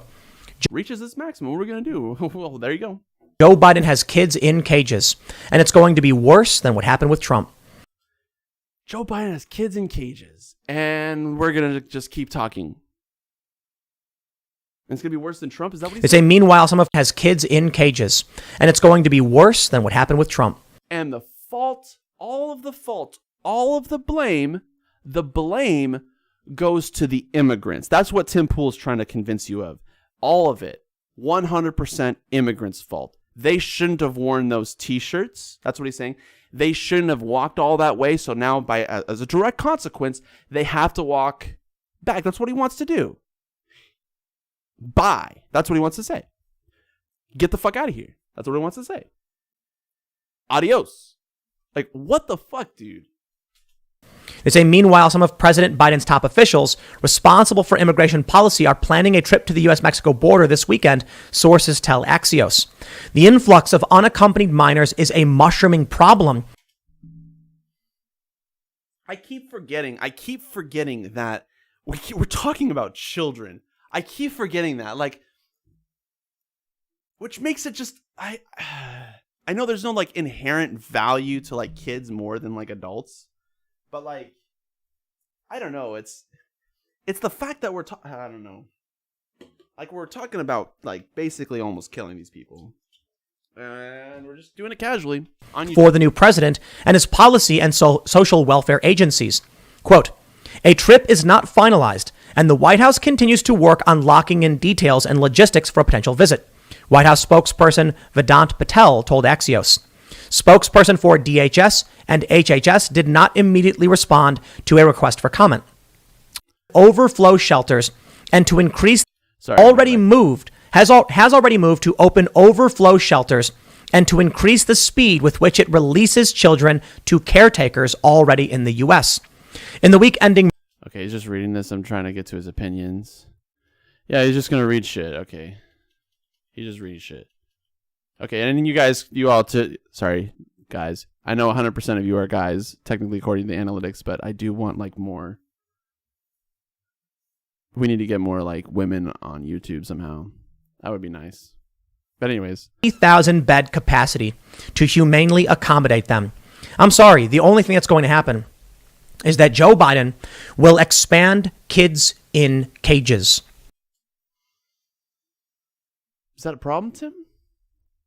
I hope that's a problem. And I hope that problem... I hope you give blame to the right person who caused that problem. Let's see if he does that. But listen, I'm not here to rag on Biden for that. They went... Really?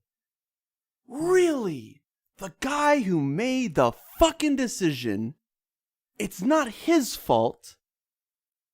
It's the immigrant. And after Trump saying it was inhumane and it was a problem... Hold on, let's see who he blames. It's not Biden. Biden will expand kids in cages. Yeah, he's going to put more kids in cages. I'm not here to rag on Biden for that. It's not Biden's fault. They went after Trump saying it was inhumane and it was a problem. Well, it was Obama's facilities.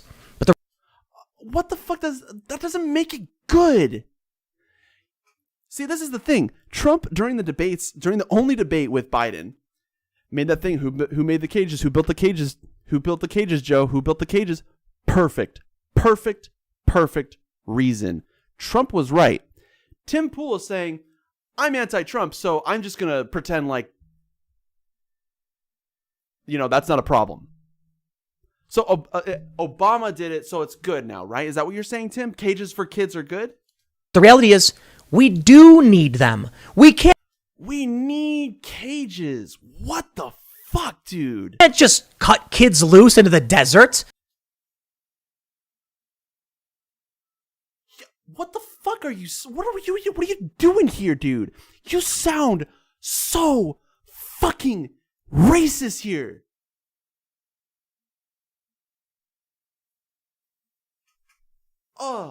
Amazing. I'll play it again. Went after Trump saying it was inhumane and it was a problem. Well, it was Obama's facilities. But the reality is, we do need them. We need those cages. No, we fucking don't. No, we fucking don't. And by the way, what's this false dichotomy that you're doing here? It's either, listen, this is what he's telling his viewers. This is Tim Pool. Listen, it's either we put the kids in the cages or we release them in the desert. There's nothing else we could do. I mean, we have all these empty houses, but there's nothing else we can do. There's nothing we can do. We don't have enough resources. So we gotta say go away. Gotta send them away. All those kids. Or we gotta put them in cages. But we have cages. We built those.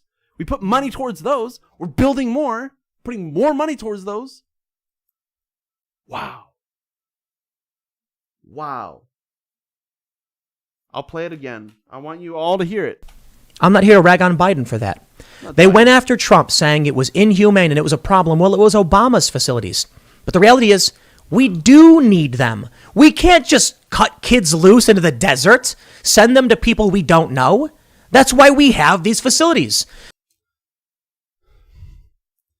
What the fuck, dude?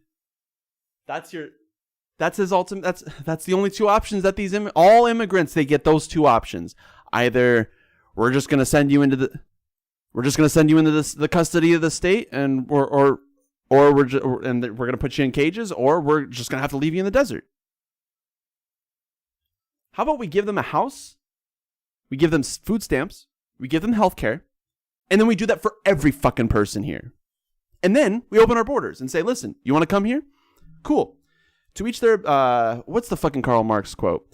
Karl Marx, ability, forgive me, I don't know this, and need. What's the quote? From each according to his ability, to each according to his needs. Again, I'm new to socialism, and all of you know that, and all of you know how I've been progressing throughout this channel, so I'm still learning more about socialism, so here's me learning. So, from each according to his ability, to each according to his needs. And his is kind of sexist, but the point is, You have ability? Cool. You can work? Cool. Let's have you work. Cool, let's get you to work. Let's get you to making stuff for all of us, including yourself. Get to work. Right? And well, what can you do?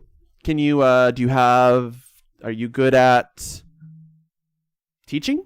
Like, figure out what they're good at from each according to his ability. Listen, if they can't provide to the economy because you think that they're too far, I don't know, whatever you want to fucking racist assumption you want to make, even with that, you know what you do? Educate them. Educate all of us. Education should be a right. Education should be completely free. The privatization of any education. I know this because I have a YouTube channel where I teach mathematics. I teach really cool number theory shit. Look at this book. See this? I have this on hand, ready to go. Elementary number theory and its applications. Kenneth Rosen, great book. Buy this on Amazon. And then when you're done with that, just give Kenneth Rosen money. Yeah. You know what to do. Just give him money. Anyways, back to this. So, whatever you do, when the immigrants come, what can you do? Can't do anything? Let's educate you so that you can do stuff. And then, the second part, to each according to his needs. Oh, you need a house? We'll get you a house. Because we have plenty. We don't have a shortage. We don't. If you think we do, look the fuck around you and ask yourself, how many of these are empty? Even if it's just a small portion, we have 330 million Americans here. A small portion of the number of houses is a lot of fucking houses. We only have 500,000 homeless people. So, let's do something about moving these resources around properly. We socialize the housing industry.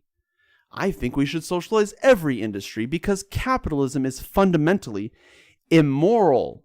It's slavery. I repeat, capitalism is modern slavery. Okay? Just so that everyone understands where my position is on this. So, we should be fucking giving them what they need. Do you not agree with that? Do you not agree with this communist principle? Do you say, listen, I disagree with at least one of these things. I think that if you have the ability to do it, that you shouldn't do anything with that ability. Or you might say, I think that, if you need housing, you shouldn't get it. You should have to work for it. Why? We have tons of fucking houses. We have tons of houses that are empty. Like, we don't have to build more. They don't need to build more houses. We have enough. Do you understand? We have enough houses in the U.S. Amazing. So, this guy is, I'm going to play it again, the revealing part. Here we go. They went after Trump, saying it was inhumane and it was a problem. Well, it was Obama's facilities. But the reality is, we do need them. We can't just cut kids loose into the desert, send them to people we don't know. That's why we have these facilities. Nobody wants these kids to suffer. Well, you do, apparently. What are you advocating for? Putting them in cages? No one wants them to suffer. What the? Then don't put them in cages. That's why we have these facilities. Nobody wants these kids to suffer. Maybe a few people in the Trump administration or the Obama or Biden administration. Maybe there's a few people you can call out. Some of them probably worthy of criticism. But for the most part, people want to make sure these kids are not getting sick and dying. That's the purpose of these facilities. That's the purpose of these facilities. That's the purpose of these facilities. That's the purpose of these facilities. That's that right there. That's why you have cages. What do you need cages to do that for? Look at what's the point of having cages again, Tim? Maybe a few people in the Trump administration or the Obama or Biden administration. Maybe there's a few people you can call out. Some of them probably worthy of criticism. But for the most part, people want to make sure these kids are not getting sick and dying. That's the purpose of these facilities. Facilities. Cages. Stop fucking dancing around that word. They're cages. You called them cages. You admitted to this. Okay. So putting kids in cages is like fucking gross. It's not like, it's fucking gross. It's absolutely fucking gross. Like, human rights, dude. Do you believe in them? Like, look at the UN. What did the Human Rights Council, that we're no longer a part of because we fucking bomb all of these countries, like all of these fucking countries, you know? What does the UN Human Rights Council say about claiming asylum? And what does it say about what is inhumane regarding claiming asylum? Well, if you deny someone who claims asylum, then you're breaking UN human rights. You're breaking their human rights. If you don't let them claim asylum, then you're saying, sorry, fuck your human rights. I mean, we do this all the time, right? In Libya and Syria. I mean, Biden's fucking bombing more brown people. Look at that. What do you know? He's bombing more brown people. That's what he's doing. Because we don't care about race. We don't care about human rights. We don't care about any of these things. And this is why. I think too many people on the left are manipulated by their emotions. Manipulated by their emotions. Utilitarians are actually 100% manipulated by emotions. Tim, did you know that? 100%. 100% of the underlying philosophy to utilitarianism is happiness, which is a feeling. So if you don't want to maximize that feeling, what feeling do you want to what feelings do you want to have for people? Do you want to like minimize it? Do you want like is there a certain like level of happiness that you want? Right? Like emotions are what drive utilitarians because that's the only thing we have. We don't have religion. Religion is wrong, okay? It's that simple. And so we need to have a moral philosophy, right? And all those Christians who are attacking atheists constantly saying, what are you going to do? If you don't have God, then you have no morals, right? Actually, yes, we do. They figured this out during the Enlightenment period. Read up on it. It happened like hundreds of years ago. And what they figured out is, actually, we just want to be happy. It's that simple. Prove me wrong. Prove that is not what you want. Prove to me that you're not a utilitarian. And then there are consequences to utilitarianism. One of those consequences is that you appeal to emotions. Listen, not all fallacies lead to invalid conclusions, okay? Some fallacies. So let me pull up so that you all have it here. And I might have gotten that wrong just now. Let's go to Wikipedia. So a fallacy is reasoning that is logically incorrect. So it's logically incorrect. So if that's the problem, if that's the underlying problem, that fallacy of appeal to authority, then tell me what your logical reasoning is. Explain to me why you're basing your entire philosophy based on logic. You know what that's called? Formalism. It's called extremist formalism, which is a philosophy of mathematics that basically says that mathematics is this formal thing. And then you just kind of make that extreme, right? You take all that shit and I don't know how to, that's a bad analogy, but that's a really fucking weird analogy. But my point is this.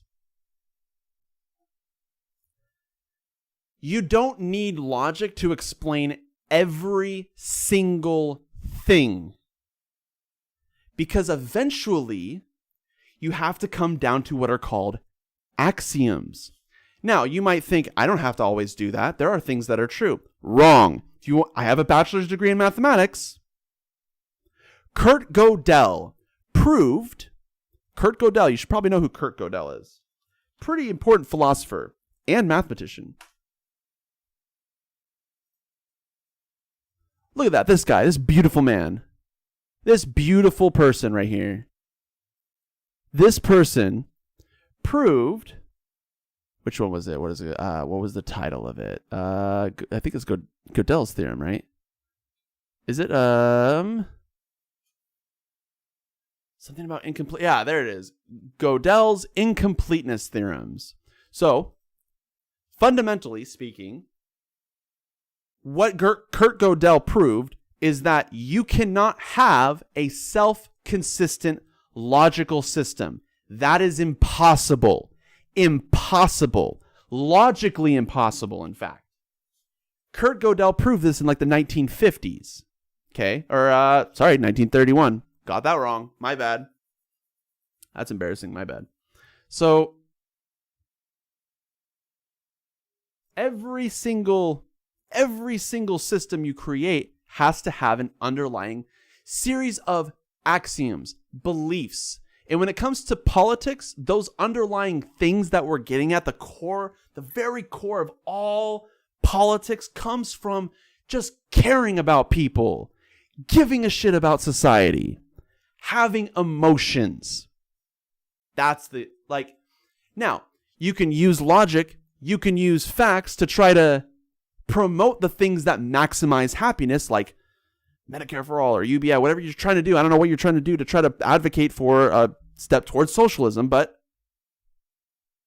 it's getting us closer to maximizing happiness because that's what we all want. It's that simple. And they're going to just say the kids shouldn't be there. Well, where do they go?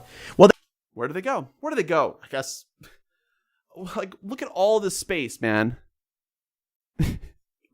There's tons of land in the U.S. Tons of land. They say they shouldn't have been separated from their families. How do you know it was their actual family? How do you know it was their actual family? It doesn't matter. See, when you make that argument, you're fighting against human rights. You're arguing against human rights. If an adult is taking a child across the border, how do you know? And what do we do? It doesn't matter. Who cares? You take them in. You give them everything they need. I don't care. What if this? What about that? Who fucking cares? They're human beings. And at the end of the day, we need to give them what they need. Because they're human beings. Jeez, man. Just say, well, here's a guy with a little girl. I guess it's fine. What if that's not his child? What if he's a trafficker? There are many of them. Oh. They exist. Oh, it's dangerous. And so we need to be authoritarians again and say, listen, we don't want you to get a risk. Again, you can solve this problem, Tim, by giving them plane tickets so that they don't have to travel the journey anyways. You know, that thing we do to all of the refugees on the other side of the globe. Every single fucking one of them. Every single one of them. This one is, Central America's pretty far. It's a long walk. It's hundreds of miles. I don't want to walk that, and I don't think anyone should. Do you? Because if you don't, then you should be advocating for buying their plane tickets. Oh, but then they're all going to want to come over here. Good. Fuck. We more people is better if we know how to, again, if we know how to do this. Hold on. Where is it? I think was it this one? Yeah, this. So from each, if we actually do this, more people is better.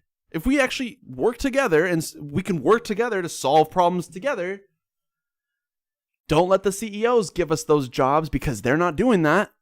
Maybe the government should be the one making jobs. They are. Many people are working for the states now, for government. There's so many government jobs. But we don't have communism, I guess. It's amazing. It's amazing how hypocritical, how deep the hypocrisy runs. Let's keep going. The Guardian writes, an opinion piece for The Guardian. Biden is locking up migrant children. will the world still care with Trump gone?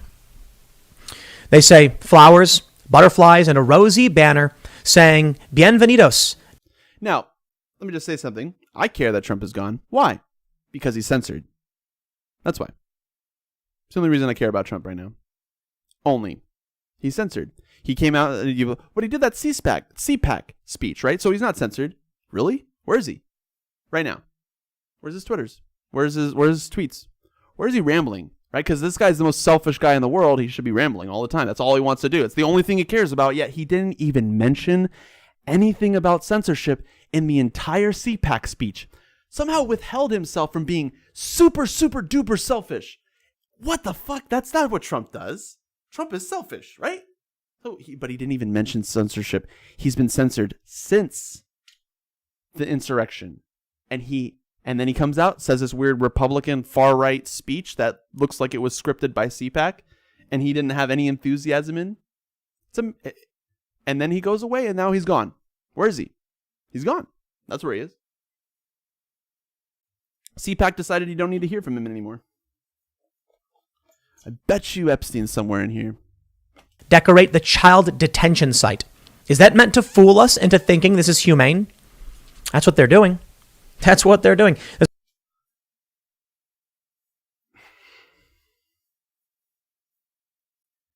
It's like what matters here is the underlying philosophy of Tim Pool. What is driving Tim Pool here? Tim Pool's goal here is to make sure that these people don't travel in these caravans. He's anti-caravan, Tim Pool. That's what he is. Anti-caravan. And he's also a nationalist because the only thing he cares about is American protectionism, you know. Amazing. There's a funny meme. Under Obama, it's like child holding center. Under Trump, kids in cages. Under Biden, child holding center once again. Well, at least Mustafa Bayoumi for The Guardian is pointing out that it's an awful development, saying, reminding me of some of the worst abuses of the Trump years. And while we obviously don't know how this ominous development will play out in the long run, I hope he says like, this is terrible, this is awful, right? Well, we need to go in there and fix this and like get rid of these cages, right? I hope he says that. What we do know is this: unaccompanied migrant children deserve compassion, not detention. Well, except the ones that we put in the cages. Except those ones. Yeah, about those. But rather than seeking out new and better solutions, the Biden administration is instead trying to sell us an image of a kinder, gentler imprisonment. Yeah. And so are you. You're trying to like fluff it up.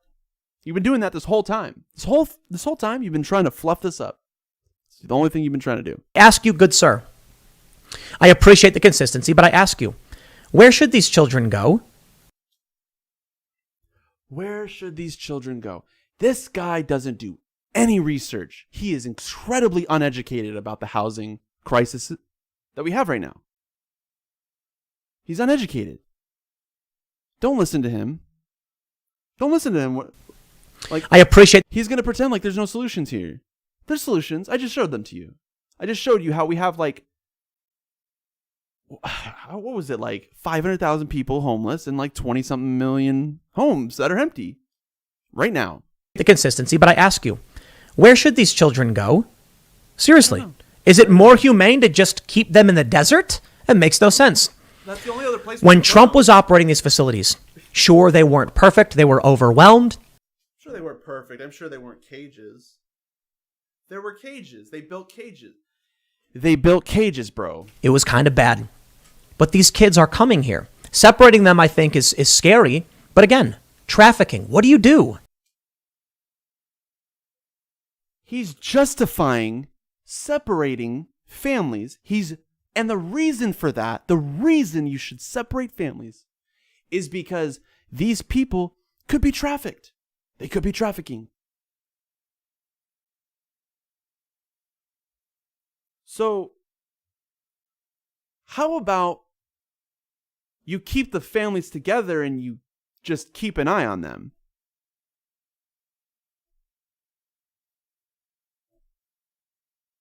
Or, I mean, there's, see, here's the thing. Like, we're putting them in these cages. We could be putting them in a lot of different things. And I mean, if they want to do some surveillance shit, I mean, listen, surveillance is a very tricky topic. Look at America. Surveillance is crazy in America. Look at China. China is crazy with surveillance. Like, surveillance is a problem in both capitalist societies and communist societies. Surveillance is a really weird thing. It's a touchy subject. We have surveillance of these immigrants right now, where we put them in these housing units so that we can watch them.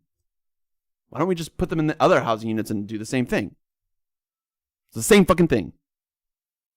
It's just, those are actually houses. Place where you can cook. Where you can, like, put your shit there. This is inhumane.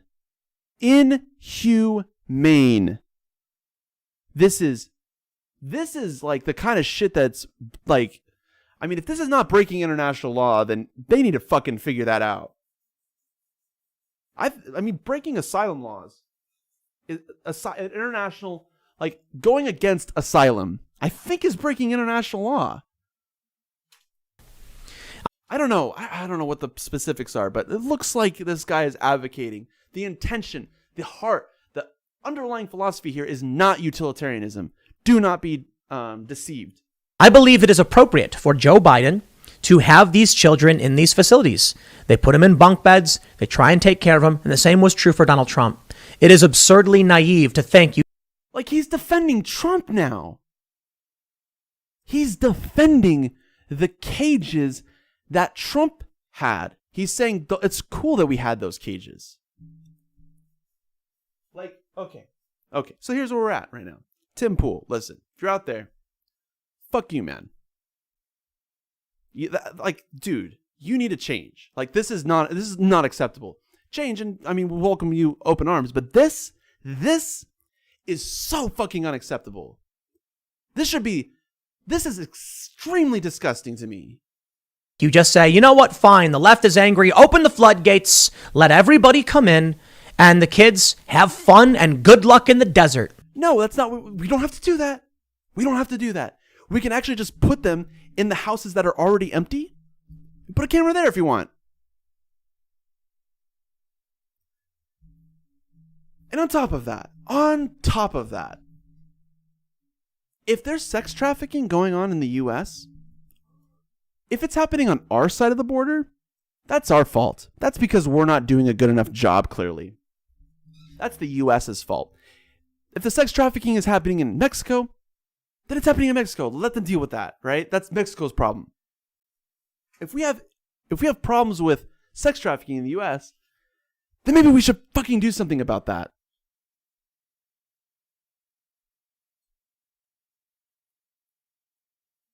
Not put these kids in cages. See, there is a solution here. We can do this, but it doesn't have to be all of these people in this one little tiny place. It doesn't have to be this way. On top of that, we can take all the homeless people in America, give them homes right now. Like that. It'd be super easy. All you have to do is you say this. Listen, if you own an empty home, you're going to get taxed. You're going to get fucking taxed out of your mind. So if you have an empty home, if anyone has an empty home, if you own an empty home, you are going to get taxed out of your mind. And so what do you do? Well, you got to lower your prices if you want to fill that place, right? So you lower your prices to whatever you need to do to fill that home, and all the homes get filled. Oh no, landlords are going to make less now. Landlords are going to have to make less money. And then those banks are not going to be able to collect those debts from those landlords. And they're not going to be able to get those people out of there so that the banks can take over those apartment buildings. Damn it. That's insane. There was a story not that long ago about a kid who was taken in by ICE. I believe it may have been CBP. The kid died. And the media tried... Okay. What? Okay. Wow. That's fucking sad. Framing it as though it was Border Patrol that killed the kid. No, they tried saving the kid. They found the kid wandering in the desert. Are you going to provide any evidence to support any of these claims. Number 2, there are videos of border patrols kicking gallons of water. These border patrol don't give a shit about the immigrants. They want to lock them up in cages. They're paid to do that. That's their job. That's why they exist. They're not there to help these people. Help them with what? There is no good reason right now for Border Patrol. Not one. Not a single one. I think there could be use for them. I think there could be incredible use for Border Patrol. I think we can send people out there looking for people who are going across the desert. Put drones out there. Something. Find where the people are. Send actual human beings over to there and tell them, listen, what's going on? They're gonna say, listen, I'm running from a murder or something like that. I need to claim asylum. And you let them in and you help them. You give them everything you need, and you say, listen, Karl Marx was right. We need to get whatever ability you have. What can you do? Can you sing? Can you I don't know? Can you build houses? What can you do? And then extract those resources and be efficient about it. I mean, this is a graph theory problem too. Being able to, matchings is a huge graph theory problem. I love graph theories. Great fucking branch of mathematics. Branch of combinatorics. Well, I don't want to muddy the waters there. And I don't want to make anyone angry. I know I would. Oh, that's my, there we go. So, that's what we should be doing. But he doesn't believe in Karl Marx because he's a capitalist. Because he believes in modern slavery. Capitalism. Modern slavery. Where you get no fucking say in your work. Where you have to go to the work to complain about your work. Gee, I wonder what's the conflict of interest of having the company run your HR department? What's the problem there?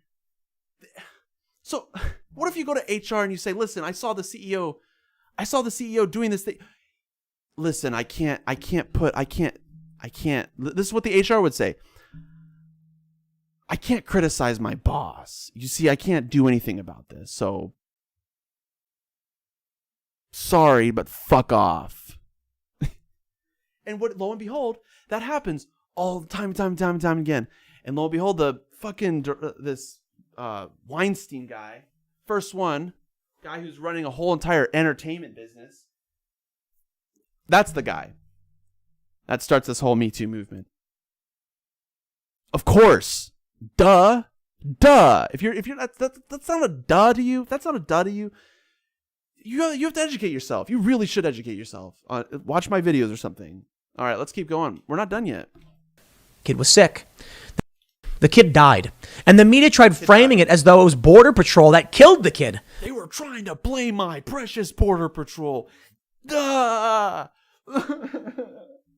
No, they tried saving the kid. They found the kid wandering in the desert. Do you have evidence of that, Tim? Are you going to show us any evidence of that? Because right now you just left the article that you're reading. So when I do that, I like that you all have seen me doing this over the last couple of videos. Every time I make a claim, if I don't have evidence, I'm an empiricist now. If I don't have evidence, I don't want to make the claim. I just don't want to say it. Otherwise, it's just opinion. Everything else is just opinion. And if this is his opinion's fucking dumb. Kid was sick. They brought the kid into the facility hoping to get some medical treatment. The kid died. They blamed Border Patrol. It's the kid's fault, right? Is that what you're saying? It's the kid's fault that he died. Because he was wandering in the desert. That's why. That's the point that's the underlying point, but I'll let Tim say that. What should have happened? Should they have just left him in the desert saying, hey, if we pick you up, the Democrats are going to get mad at us? Well, of course not. They should try and save him. And therein lies the double-edged sword. No matter what you do, you lose. Double-edged sword. I actually think it's only a one-sided sword here. I don't think it's a double-edged sided sword. It's just a one-sided sword. Because you have a problem and you can fix it. It's a one-sided sword. You don't need to hurt yourself. Because again, you can extract their resources. You see, we can bring them in. They can help produce GDP. We can give them what they need in return. And maybe even then some. Even more after that. We can have some currency. They can buy shit. They can help the economy. I mean, there's so much they can do if we know how to move resources. Right now we don't, because we live in a capitalist society. But we can take after the people who actually believe in globalism and think that it's a viable and inevitable thing, like China. You know, where Beijing, 95.5% of the people are happy. I already showed you that study twice now. So, let's keep going. Lose. You try and save the kid, they blame you for it. You don't save the kid, they still blame you for it. Sorry, if you don't save the kid, whose fault is it? It's not the doctors. Well, then whose fault is it, Tim? Is it the kids? Is it the kids' fault? Is that what you're saying? Because if that's what you're saying, you have 1.24 million subscribers. What the fuck, YouTube? What are you doing? Jeez. No matter what you do, they will say it is bad. February 11th, President Biden cancels funding for Trump's border wall. This is big news. The BBC says, good. We can use that money for other things. We can build other infrastructure, right? Why build that infrastructure? Why does that infrastructure take priority? Then, like, our own roads that we drive on every single day. All those potholes. And on top of that, I mean, you should watch, what's the guy's name? I'll have to find a resource for you all tomorrow that I found that was talking about the urbanization. Was it suburbanization of America? Oh, let me give you the resource. I need to give you the resource. In all those countries. All of them. All right, so this was... I'm blanking now. I have ADHD, everyone, so this happens like once every like 40 minutes. Everything kind of gets fuddled, and I don't know I don't remember what I was doing. Well, also this has another thing to do with that, but ADHD this does not address my ADHD, and neither does. Yeah. Well, anyways, I was looking for a resource on suburbanization.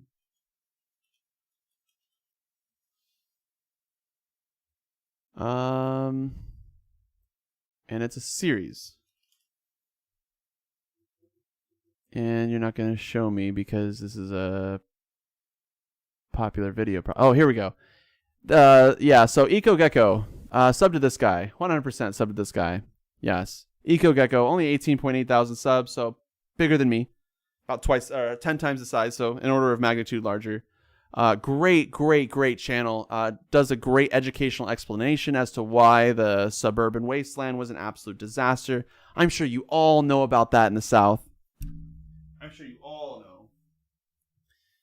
Especially the South. Especially like Mississippi and Florida. And yeah, your houses are all spread out. And it kind of sucks being by yourself. Being all alone. Separated from everyone else. Sucks. You know why? Because being alone is a capitalist idea.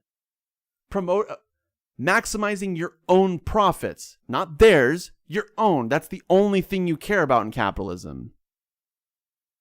And so that naturally tears us apart. And now we have, everyone blames social media. Social media is not what tears us apart. There are a lot of reasons why we're torn apart right now. There are a lot of reasons, and it's not social media. I'm just going to say that. Okay, so yeah, watch this series. It's a great series. I'll try to remember to link that in the description. And if I don't, someone put in the comment section, you haven't linked it in the description, and then I'll fix that. Because I want to give him credit. For sure. Or her, or they. My bad. I need to work on that still. All right, let's keep going. This guy's not done yet. In a letter to Congress on Thursday, Mr. Biden wrote that the order was unwarranted and said that no further tax dollars will be spent on the wall. Mr. Trump declared a state of emergency over the southern border in 2019, which allowed him to bypass Congress and use military funds for its construction. This guy's going to defend Trump, I think. I'm pretty sure. This guy is going to get behind Trump's racist policies. Specifically the ones about immigration. Imagine that. Imagine getting back. Trump announced his presidency in the most racist way, talking about all, and this guy is like kind of getting behind that. When Mr. Trump left office, about $15 billion had been spent on the project. The announcement from President Biden is the latest in a series of executive orders that have rolled back key parts of the former president's agenda. And when he does that, people then rush to the border thinking we can now get in. Oh, what the fuck, man? He's just not done yet. He's just not done. He is not. So what he's saying is, listen, we already started the wall. We gotta, if we stop the wall, it just sends a message. That just sends a message. Just come on in. We gotta finish the wall. We gotta build the wall. That's what he's saying. We gotta build the wall. Dude. You want to finish Trump's wall? You want to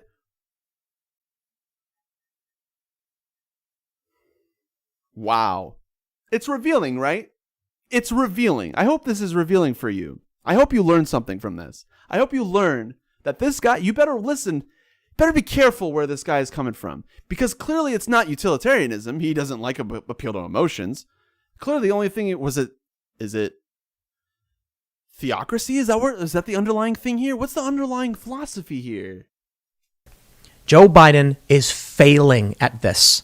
Desperate to please these Democrats, it seems like some of his policies are hoping to make the left happy while he's simultaneously just doing all the awful things they complain about. They're not going to support him. He is attacking Joe Biden from the right. Did you hear me? He is attacking Joe Biden from the right. This leftist, this liberal, whatever you want to call him, Democrat, what he's saying is that Joe Biden is just doing too much. He's giving all of the people, what they want. And we can't, if we keep doing this, then we're just going to have, the problem's going to go worse. What problem, dude? What fucking problem? What's your problem? That's what I'm wondering. Like, what do you have against these people? Because there are people too. Right? The whole concept of they and us. I'm pretty sure we figured that out once when Pink Floyd released that, you know what I'm talking about. So why do we have to do that? Why do we have to like make an us versus them kind of thing?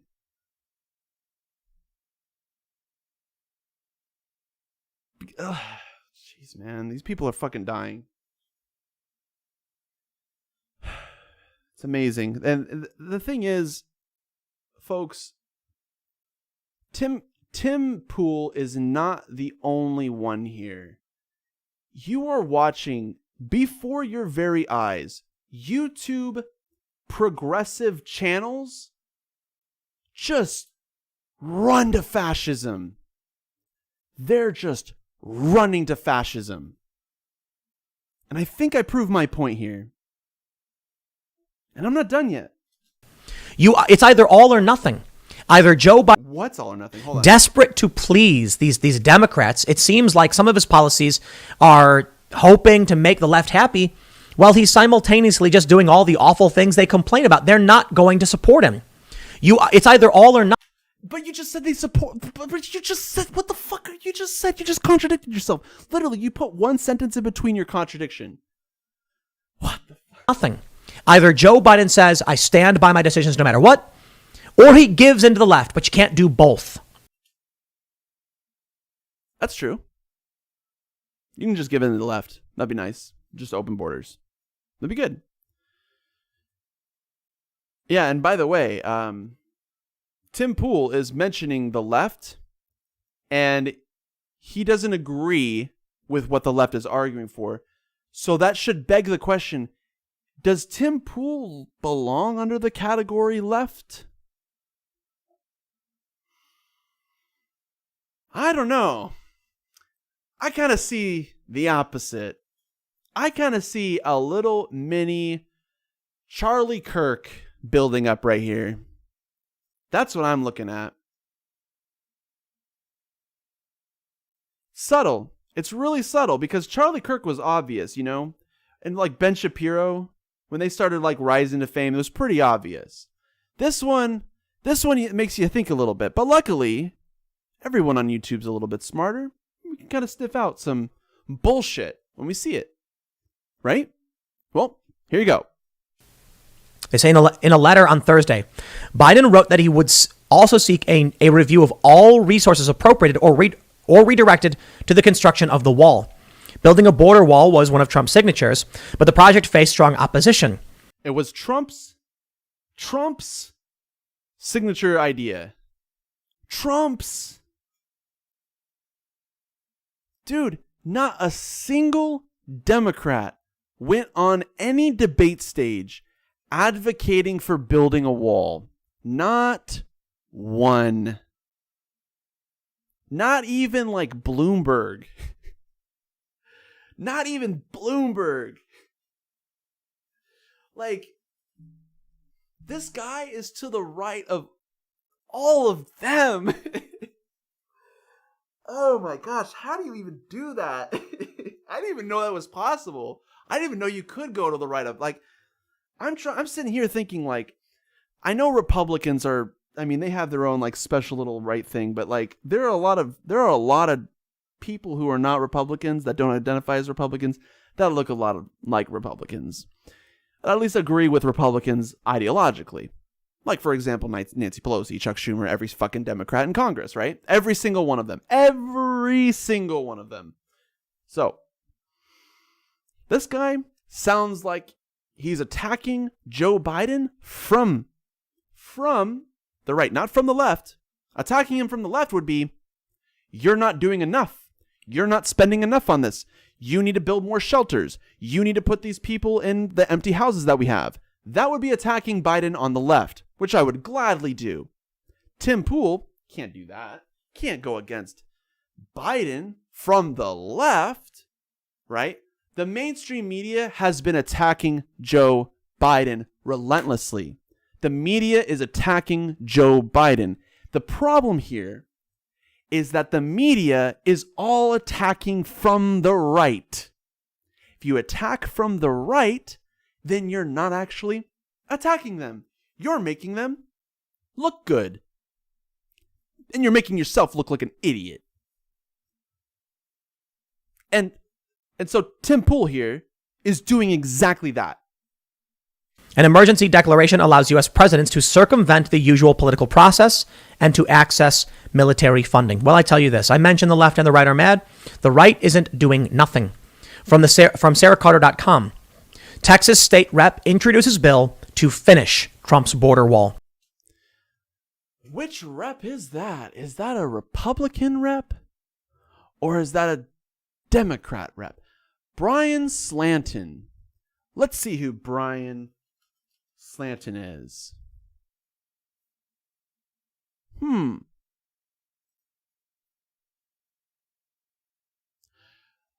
Bold and brave Christian conservative.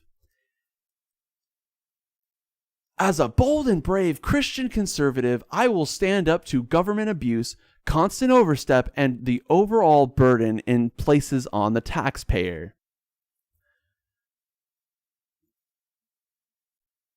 And so here you have Tim Pool agreeing with this policy that a Trump supporter put up and wanted representatives to pass. So, what does that make Tim Pool? I'll let you decide for yourself. They report, amid a tense national debate over the U.S.-Mexico border, a Texas lawmaker is pushing for the construction of former President Donald Trump's border wall to continue. I'm ready for this. Since President Biden took office in January, he has signed a slew of executive orders that reverse many of Trump's policies. One of those orders includes striking down the ongoing construction of the southern border wall. Texas State Rep. Brian Slanton has introduced legislation before the Texas House to finish President Trump's wall in Texas. Here's the problem that Tim Pool is about to run into, and he knows this. He is going to have to defend Brian Slanton here. Watch. Further, the bill seeks to name the wall after Trump, tweeting, We all know Biden has opened the floodgates at our border. That's why today I have filed HB 2862 to finish President Trump's wall in Texas. If the federal government won't do its job protecting American citizens, then Texas will stand in the gap and do it for them. Okay, so I spoke over that.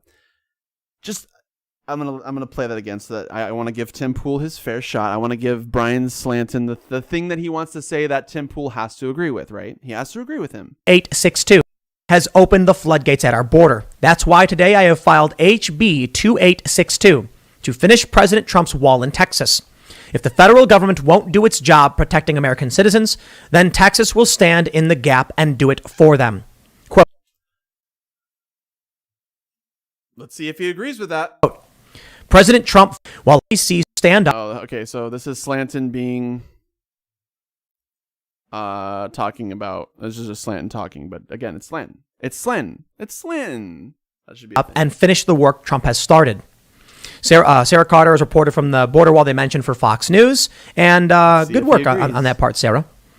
Now, what did Joe Biden say to Texas when it came to COVID? Neanderthal thinking. Montana. Yeah, it's Neanderthal thinking. It's also coming from a Neanderthal. Like almost literally. Montana governor says Biden degraded himself with Neanderthal comment about red state governors. Gianforte. So Biden's like attacking this far right representative, the Christian conservative, the Trump supporter. Biden is attacking that guy from the left. And now Tim Pool's attacking Biden from the right. Says Biden's name calling makes no sense at all. Probably pronouncing this wrong. Gianforte explained that hospitalizations are down and Montana is open for business during an appearance on Fox and Friends, asserting that a one-size-fits-all approach to coronavirus mandates doesn't make sense for the needs of every state. For a president that called for unity to degrade himself to name calling doesn't make any sense at all. What the name calling? That doesn't make any sense to you? So Biden is attacking this far right, again, this guy. Biden is attacking this guy because he came up with a proposal to finish the border wall that Biden decided he doesn't agree with Trump on building the wall. In fact, let's not build a wall. Let's take those resources, those funds, and divert them to U.S. citizens instead. Let's do that. Great idea. I agree with Biden. I think we should go even further than that. I can attack Biden from the left. This guy attacked Biden from the right by saying, let's finish the wall anyways. Screw Biden's executive order. We're gonna build the wall anyways. This guy is attacking, or actually, sorry, this guy is defending what this guy is proposing. Literally, that's what's happening. That guy is, I don't know if you can read that name. That says Brian Slatton. I don't know how to say that. I don't know how to say names. Wow. And he's right. He's right. Oh, man, that might be someone else. This is in response to many states, notably Texas, deciding to reopen. Well, hold on. He was saying... probably pronouncing this wrong. Gianforte explained that hospitalizations are down and Montana is open for business during an appearance on Fox and Friends, asserting that a one-size-fits-all approach to coronavirus mandates doesn't make sense for the needs of every state. For a president that called for unity to degrade himself to name-calling doesn't make any sense at all. And he's right. This was in response to many states, notably Texas, deciding to reopen. Well, I bring you back to the story from the New York Post about sick migrants. They say, oh, so the problem is that Texas has this new mask policy, I think. I think that's what he's talking about. And the thing is,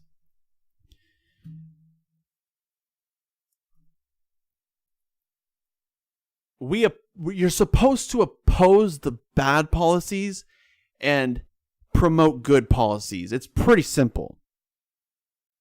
So the concept of building the wall, bad policy. Waste of resources. Moving on now. That's a bad policy. Moving on now. We don't have to do any fancy dance around that. I mean, this guy is really doing mental gymnastics and word salad. That's what he's doing. It's what he relies on here. Just mental gymnastics. He's saying things, and they're all like opinions that stem from feelings that apparently he doesn't give a shit about. Okay, dude. You have influence. This is gross, man. Felipe Romero, a spokesman for the border city of Brownsville, told Fox News they are telling the migrants who tested positive to follow the CDC guidelines to quarantine and maintain social distance, but that Brownsville doesn't have the authority to stop them from traveling to the rest of the country. They also don't have the authority to do that for us, too. So why should we mandate complete lockdowns on them? You have to stay inside your little housing unit that you don't have 24/7. But us, the citizens, we get to go out when we want to. We can go out. We can go outside. But they shouldn't be able to go outside. Dude, this is your thinking. This is where you're coming from. This is so far from the solution. He said the 108 positives account for 6.3% of the total migrants who received rapid tests. 108 positives. And how many of them died? So, I'm guessing if the sample size is large enough, maybe like up to 5, let's say. That's quite a bit. How many of those 108 people who tested positive, we're not even counting the ones who tested negative. I'm sure there are plenty more who test negative. That's how positivity, you all know how the science works. But yeah, those 108 people, how many of them are going to die if we just leave them in their country where they're being hunted? How many of them are going to die? You don't care about that, Tim. See, the thing is, they're making their own decision. They're making their decision. These people are making a decision for themselves to make the treacherous journey and take on COVID and shit. They even got COVID. 108 of them got COVID. But guess what? They're still alive. Unlike what would have been the case if we left them in their country. And that's not my judgment. That's theirs. That's why they came here. That's their judgment that you just completely undermine. At the city's main bus terminal, a program that began on January 25th. Some of the migrants described to Noticias Telemundo Investigia how they were tested at the border and then allowed to hit the streets despite a positive result for the virus. The left has been saying that this COVID has been horribly mismanaged and that the migrant crisis has been horribly mismanaged. Yeah. I think we can all agree with that. Okay. No, they're right. The fact that there is no, straightforward plan as to what we should be doing. That's the immigrants' fault. That's what Tim Pool that's the logical conclusion that Tim Pool has to get at. Somehow he has to blame it's their fault. The fact that Joe Biden is being completely hypocritical doesn't bode well for us. But my friends, perhaps there is hope for all of you. You see, Donald Trump is back, issuing a statement saying, out of control immigration and border security. So, this guy is defending Donald Trump.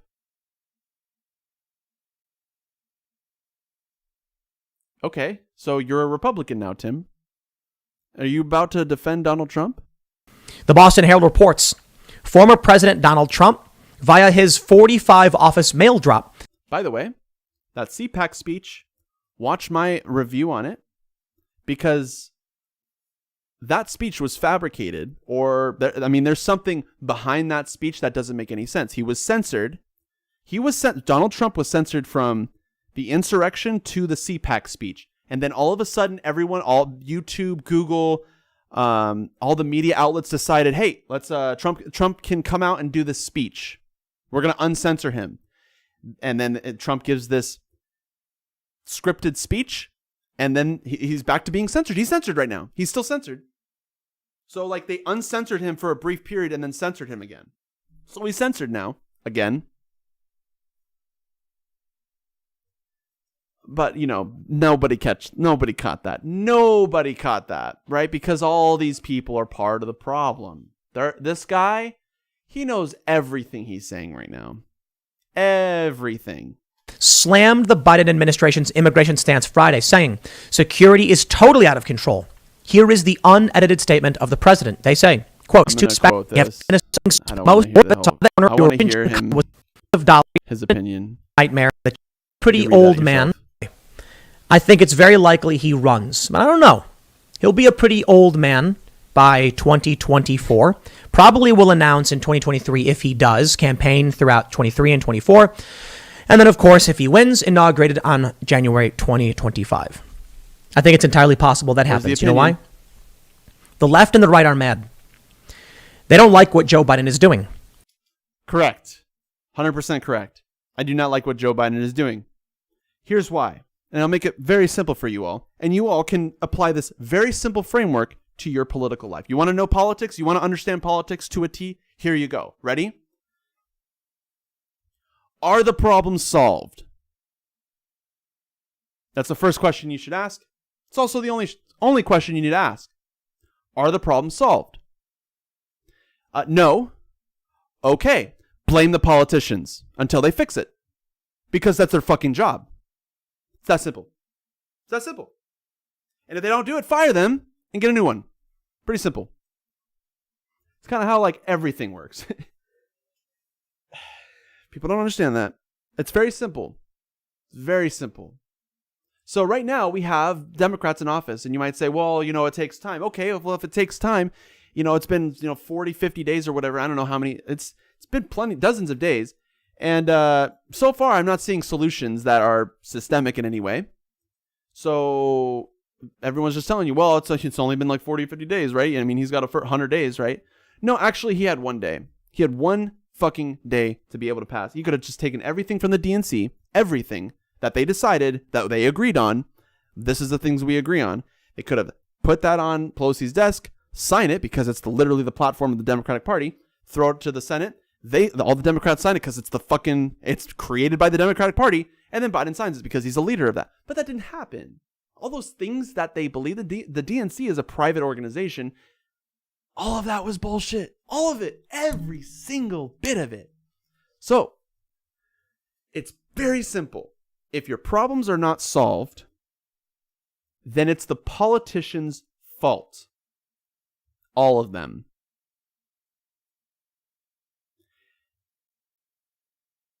And you might say, well, some of them are fighting for us, right?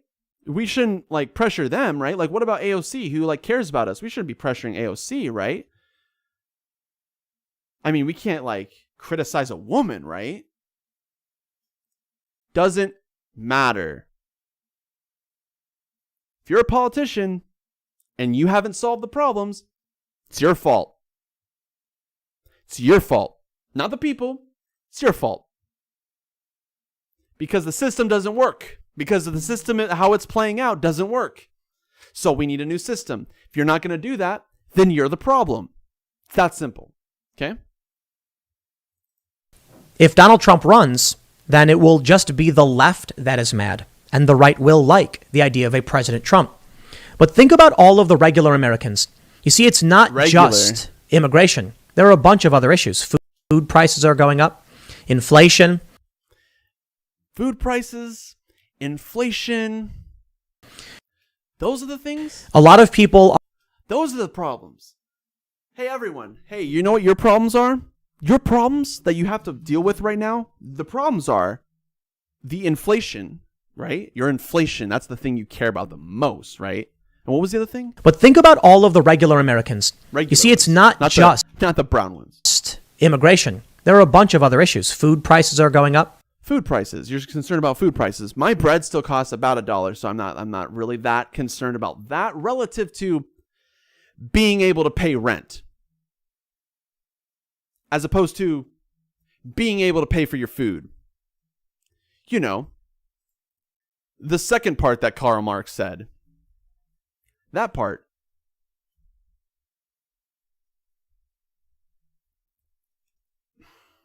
He pretends like we don't have those things. Like those that this thing, you don't have needs. So, and if you have needs, I mean, he probably would say something along the lines of pick yourself up from the bootstraps because he's a capitalist. Because he's attacking capitalists from the right. Inflation.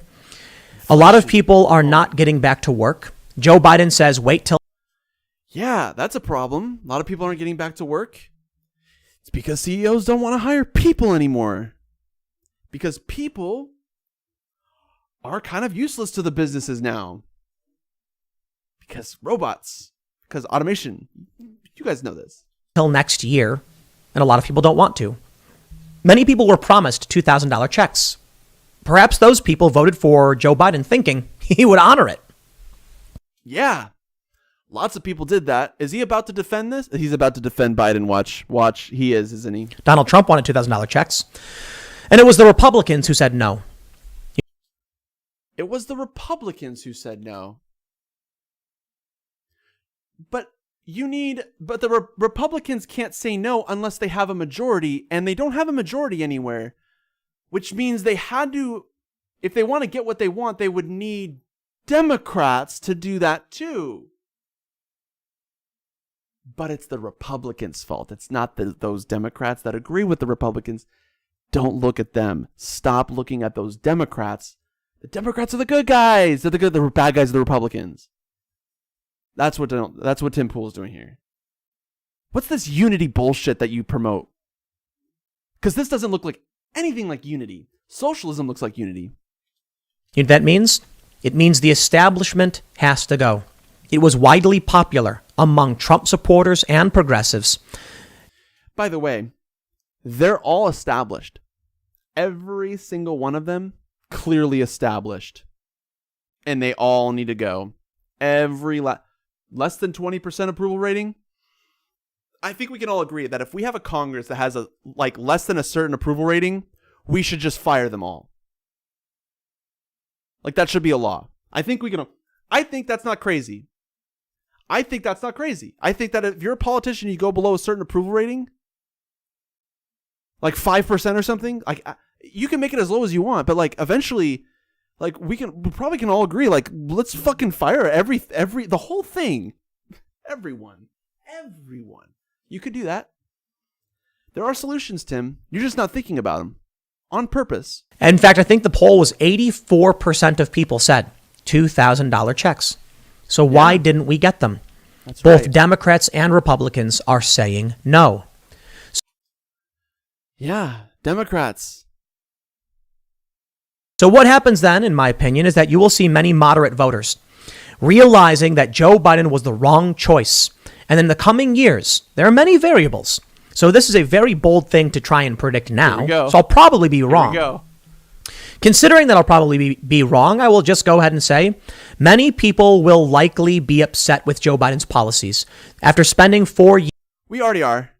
We've been upset with his policies for 50 years now. Since the dinosaur age. Literally, the crime bill was authored by this guy. He's been taking heat for quite some time now. Years in crisis after crisis with an inflating U.S. dollar, people struggling to work and to get back.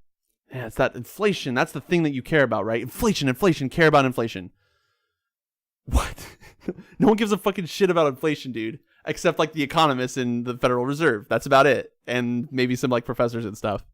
But most people, almost everyone, doesn't think about inflation on a daily basis. Maybe you do, Tim, but that's really bizarre. That's really weird. If you think about inflation on a regular basis, if that haunts you, that's the thing that you can't sleep at night over. Dude. That's sad, man. Back to work. While I may be wrong, I got to make sure I say that. People just may be fed up. And you'll find that with record voter turnout, like we saw, in 2020. And every single election, because people, population goes up over time.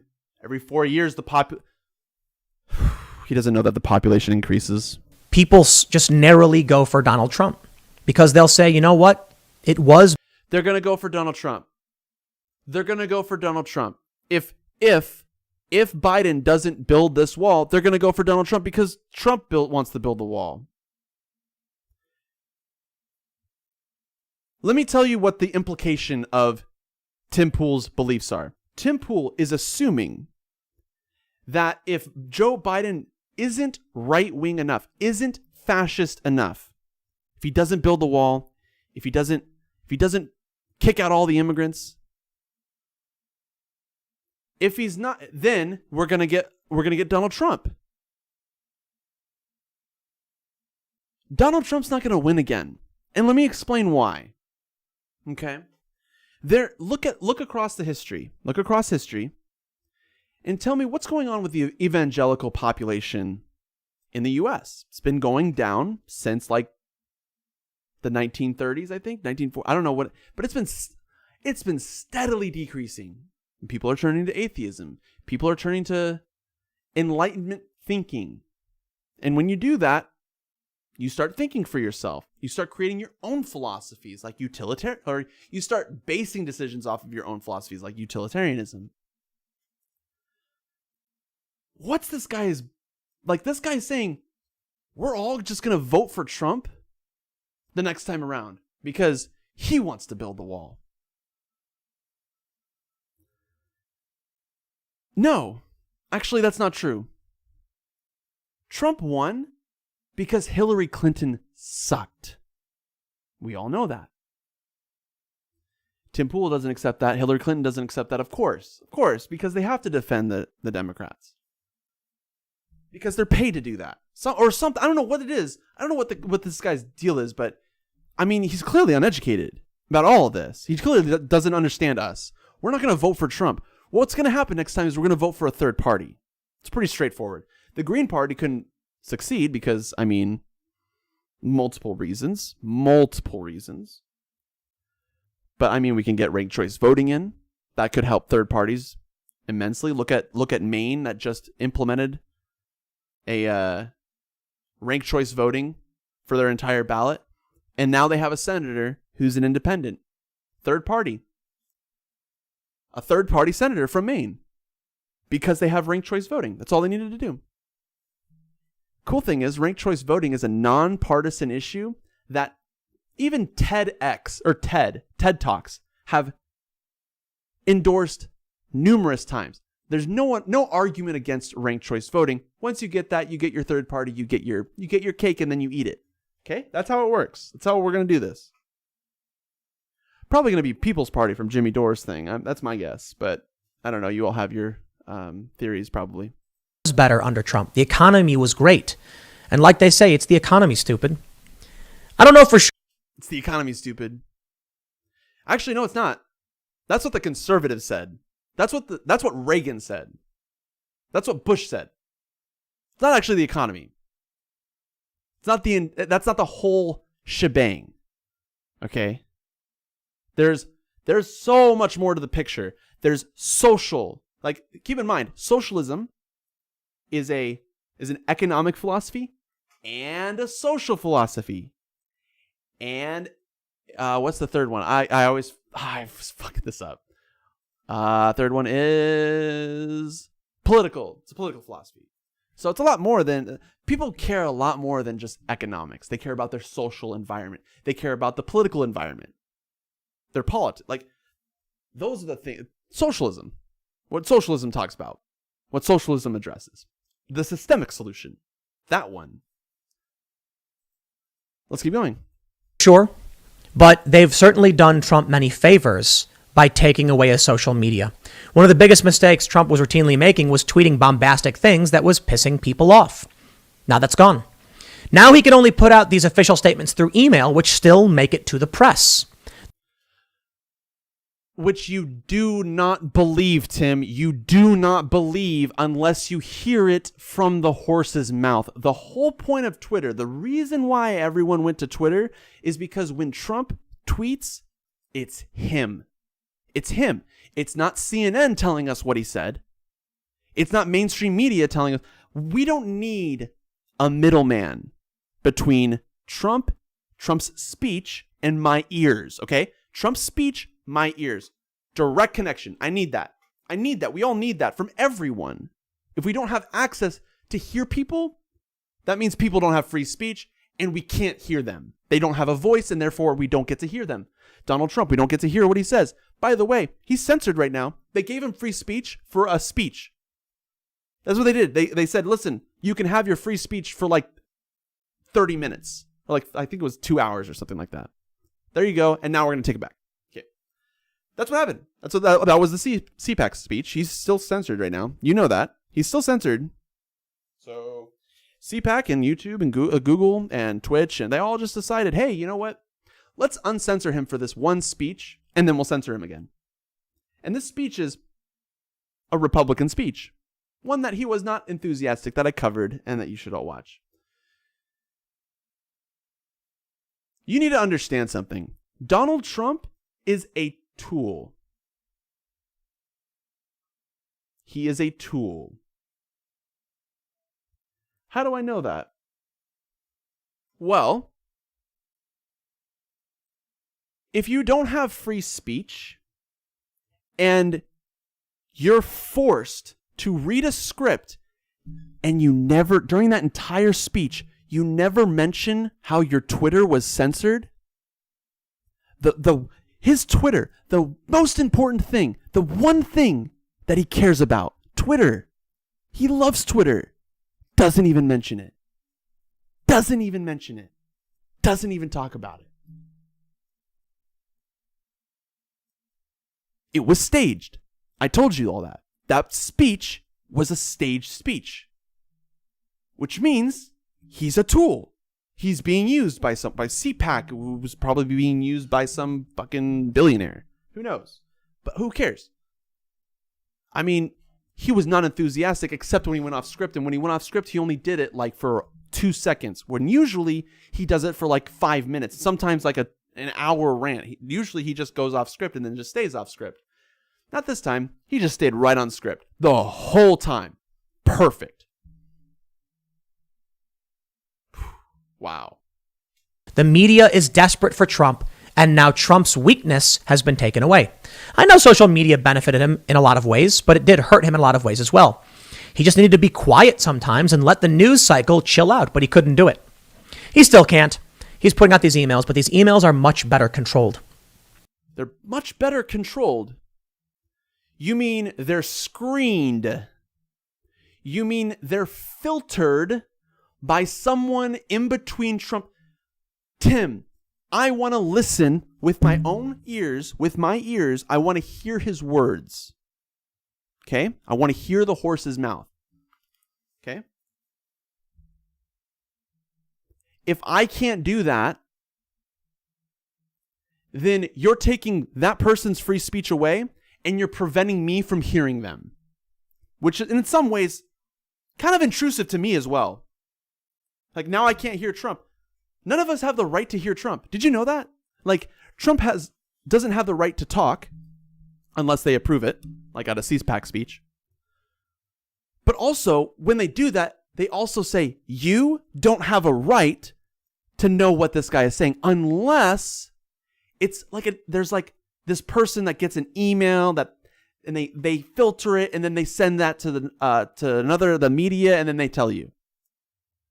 I'm sure we're going to get everything that Donald Trump has said. We haven't heard a fucking thing from Donald Trump. Not a thing.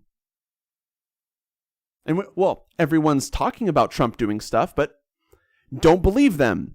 Why should you? Why should you believe them? Why should you just arbitrarily decide that what you're telling me about Donald Trump is true when you're not able to verify it? If you're an empiricist, you need evidence. If you don't have evidence, you don't believe it. That's how it works. That's empiricism. People who don't believe in that philosophy are anti-science, anti-intellectuals. They don't believe in science. Not only that, they oppose it. Simply put.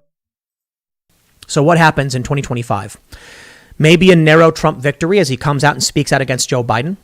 Maybe then the left finally snaps because they need their boogeyman, they need their villain, and then something worse happens. Villain, boogeyman. You don't hear him calling Trump the villain or the boogeyman, do you? This guy is a Trump sympathizer. Literally. Right? Am I using that word right? Pretty sure I'm using that word. Sympathizer. I spelled that wrong probably. Yep. Who cares? A person who agrees with or supports a sentiment or opinion.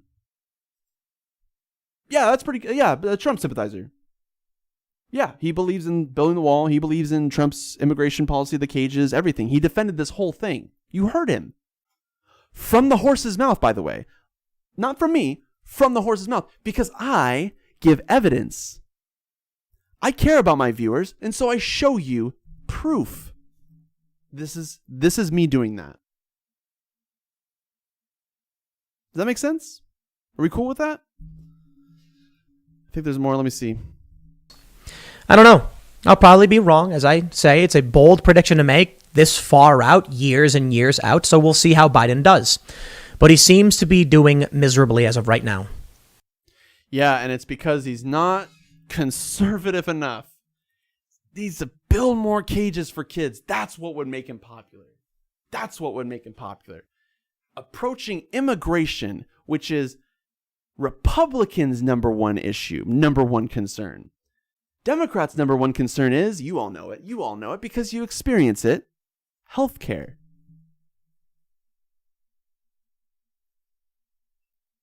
We could be using money for healthcare, but Tim Pool's not going to advocate for that. What are you going to do?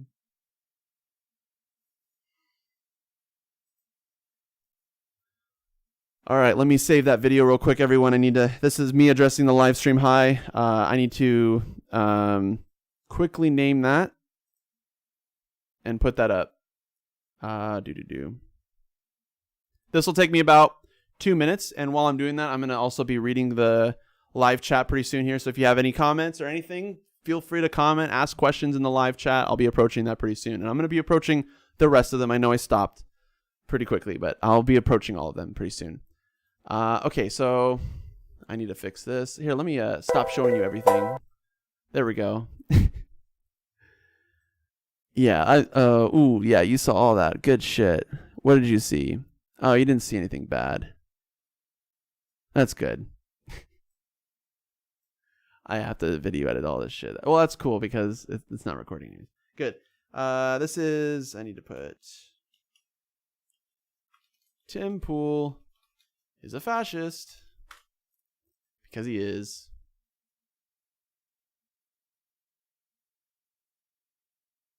And I just proved it this whole video. All right, there we go. Now, let me get to the live chat. All right, so. Wow, we have a lot here. Here we go. NF says the U.S. freed Kuwait. Oh, actually. Yeah, so I want to read these live chat comments real quick. So the first one says from NF, the U.S. freed Kuwait. Freed is a weird word to use there. What do you mean by freed? And how did they do that? You have to answer that question. Saddam invaded Kuwait. Bombing a country does not equal bad. Okay, so then you don't care. Then if that's true, then you don't value human life as infinite value.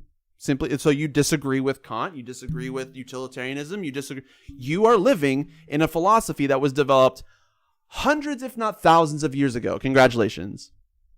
NF says that's like saying bombing Nazis in the 40s was bad. Yes, it was. Bombing Nazis in the 40s was bad. Why are you going to defend bombing people? Oh, but they were going to spread their influence and everything. And we're responsible for policing them? Really? Why are we involved? Oh, because of Pearl Harbor or whatever. Our response was a fucking Hiroshima bomb, dude. A Nagasaki bomb. I mean, foreign aid is good. Yes, foreign aid is good. NF says foreign aid is good. Absolutely. Robbie Glickman says, may as well buy them plane tickets.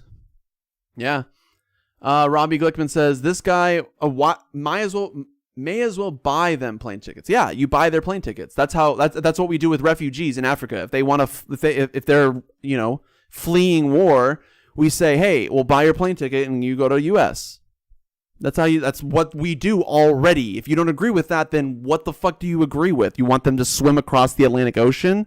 What do you want them to do? Swim across the Gulf? What the fuck are they supposed to do? Robbie Glickman says this guy wants to pay for their housing and food already. Yeah, I want to pay for everyone's housing and food and water. All of it should be free. All of it. Internet, food, the things you need to survive. Yeah, you should be given those things. If you complain about that, well, then I don't think you understand how economics works, and I don't think you understand that we're in the 21st century now, not in the fucking 1800s. Okay, it's that simple. All right, let's keep going. This is reaching. Okay, whatever. Tim isn't suppressing them. Oh, we got a Tim sympathizer. Well, then, what is it called when you push away migrants from the border? That's not suppressing? What is that then? What is that? Robbie Glickman says it's not like Tim is down at the border with a stick fighting them off. No, but he's telling all his viewers to pay the people who are. Like the Border Patrol. Like that's what he's sympathizing with Border Patrol. That's what he's doing. Robbie Glickman says, how is this guy so nutty? I'm nutty. That's hilarious. Robbie Glickman says, this is what indoctrination looks like. I'm indoctrinating. I'm apparently indoctrinating. Okay, cool. Get ready for some indoctrination. You ready? Happiness is the most important thing to me. It should be the most important thing to you too. Indoctrination. There we go. If you're butthurt about that, then you should leave. All right. Robbie Glickman says, this guy is clearly brainwashed. No evidence of that. Okay. Robbie Glickman says, pretty sure China doesn't have open borders and isn't very diverse racially. That's not the point. That's not the point. The point is they can manage a country with 1.4 billion people, and we only have 300 million people. So we should be able to take in more people. That was my point. If you have an argument against that, I would like that part. Okay, so Robbie Glickman says, shops in China will try to change you more if you are non-Chinese. What does that have to do with anything? Okay, sorry, I don't know what people say, why they say them. Robbie Glickman says they do it all, almost all of them. Okay, then okay. They're happier. Cool. That's what the statistics showed. I showed you the sources. Do you have sources? No? Okay. Keep going. Robbie Glickman says hyper racism in China. Do you have evidence of that? Do you want to show us proof? Like I did? You want to do the same? No? Okay. Let's keep going. Is he going to get to the point? Am I going to get to the point? I think I got to many points. Many points throughout this whole video. Hyper race. Oh, here we go. The average income in China is way lower than it is in the U.S. Wrong. You're absolutely wrong. Look at the average income. Let's do it. Let's do it right now. China average income. Let's see. Holy shit. Okay, hold on. What is that in US dollars? Oh no. That's yen.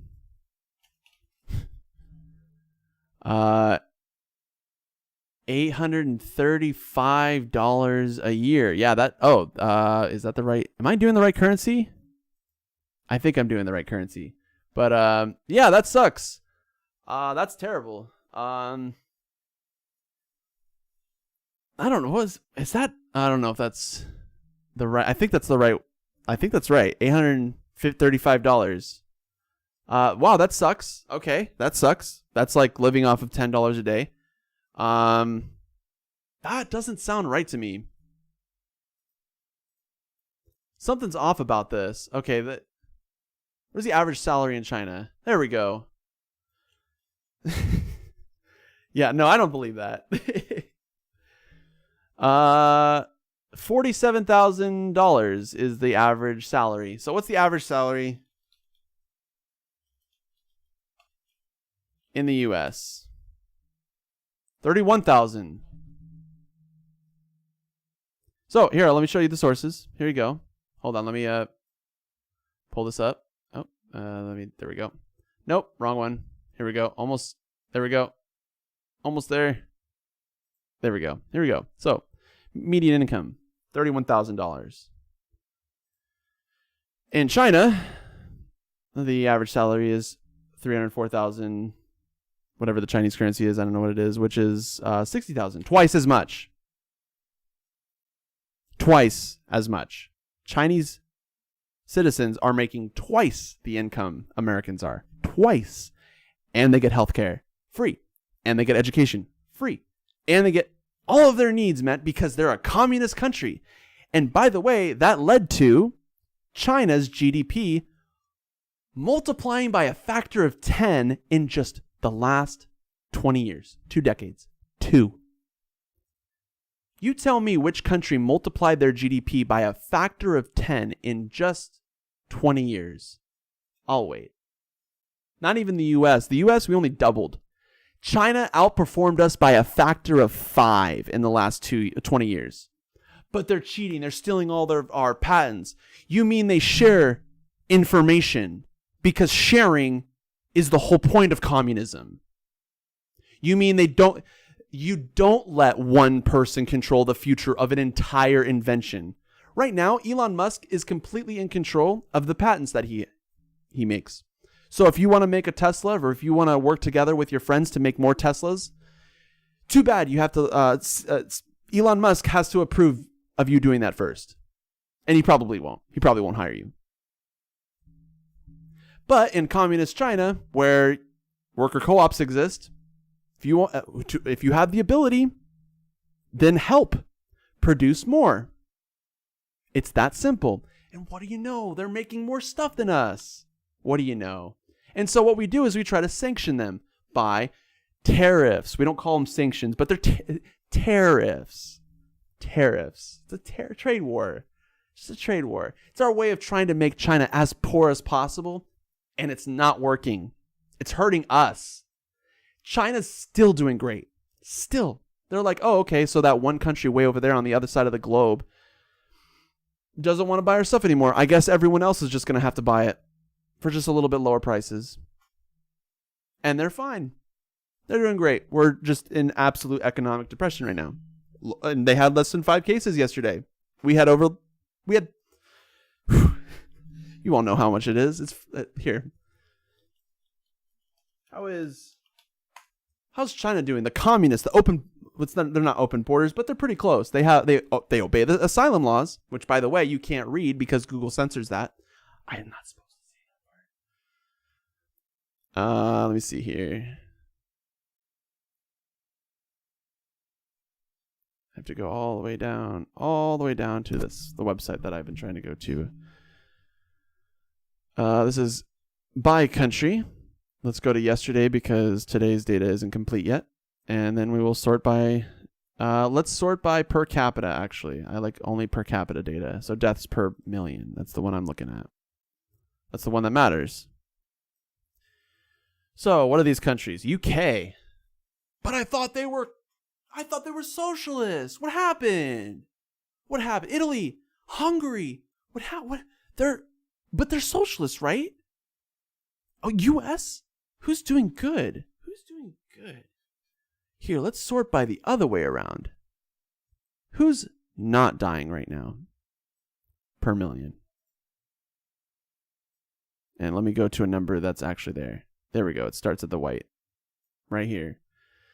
Taiwan, Asia. Vietnam, Asia. Mongolia, Asia. Thailand, Asia. I mean, what more do you need? I don't know why that was hard.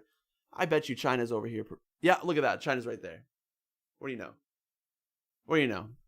Looks like Asia, communism is working. How many people did they have yesterday? 10? 10. But I don't believe them. Okay. Well, good thing they allow scientists in now. They're asking for American scientists. right now, they're asking American scientists to study them. China's changed quite a bit over the last 10 years. If you don't know that, or last 20 years, I should say. Again, their GDP multiplied by a factor of 10. They're a different country now. They're a completely different country now. China works very differently than it did 20 years ago. It has a lot more humanitarian policies than it did 20 years ago. Everyone in China knows this. They're getting better every year. Every year. And we're getting worse. Like, we're not exponential. Like, our GDP is like growing linearly. Theirs is growing exponentially. It's so sad. They had 10 cases yesterday. How's the US doing? Number 2, 58,000. And it's a year later. It's a year later. Does the Chinese people have a vaccine? Did you hear about that? Did you hear about their vaccine? No? You should ask yourself why.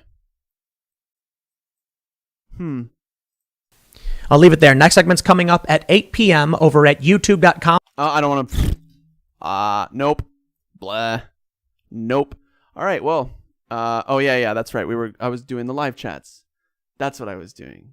So let's go back to that. Forgot we already did that video. Good. Back to the live chats.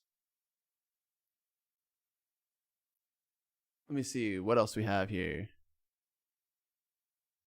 Keith Gillen says, I thought Tim was long-winded. I don't know what that means. I'm sorry. I don't know what that expression means. Rabbi Glickman says, so the workers bring home much less. Actually, what they bring home is their work, because that's the whole point of socialism. That's the definition of socialism, just letting you know. Rabbi Glickman says, national average is about $13,000 a year if you convert it into US dollars. Okay, then yeah, we're doing really bad. That is low. I showed the proof. I showed the evidence earlier, so. 33 Rule says, oy vey, Rabbi. Yeah, exactly. I'm going to skip rabbis now. You're all done hearing him. Farm Insults Fuss. I don't know how to say your name. Highly recommend Vadim's recent video. Makes much of the same points, but is well produced. Damn, that sucks. That hurts.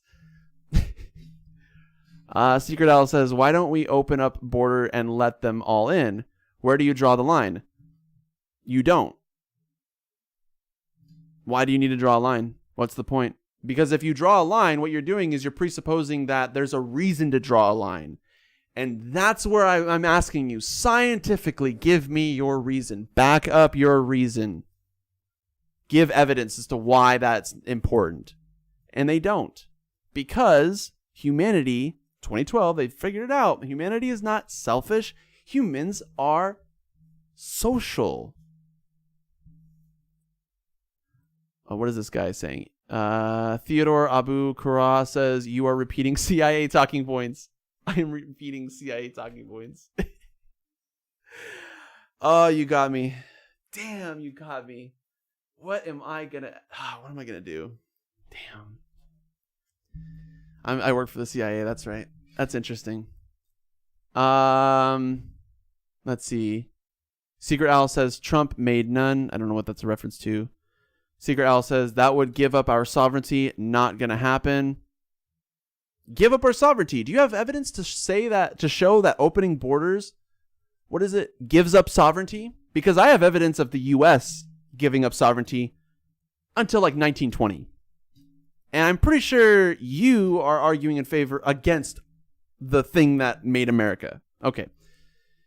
Secret Owl says you have no idea what the words mean. Bad idea to use them so loosely.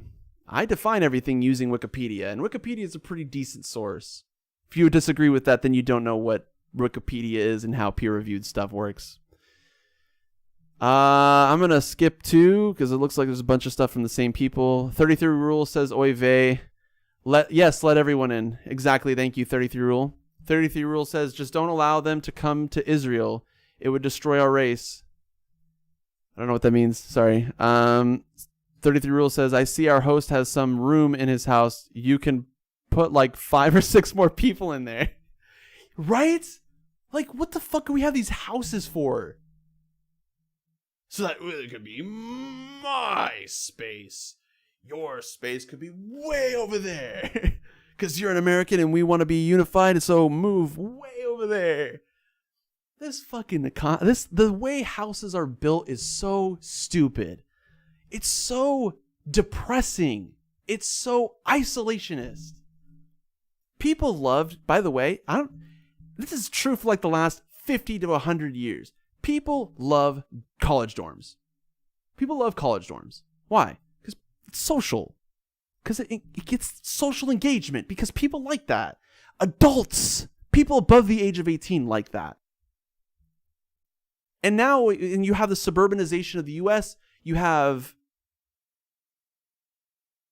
like these giant houses being built. Why? So that they can have more houses.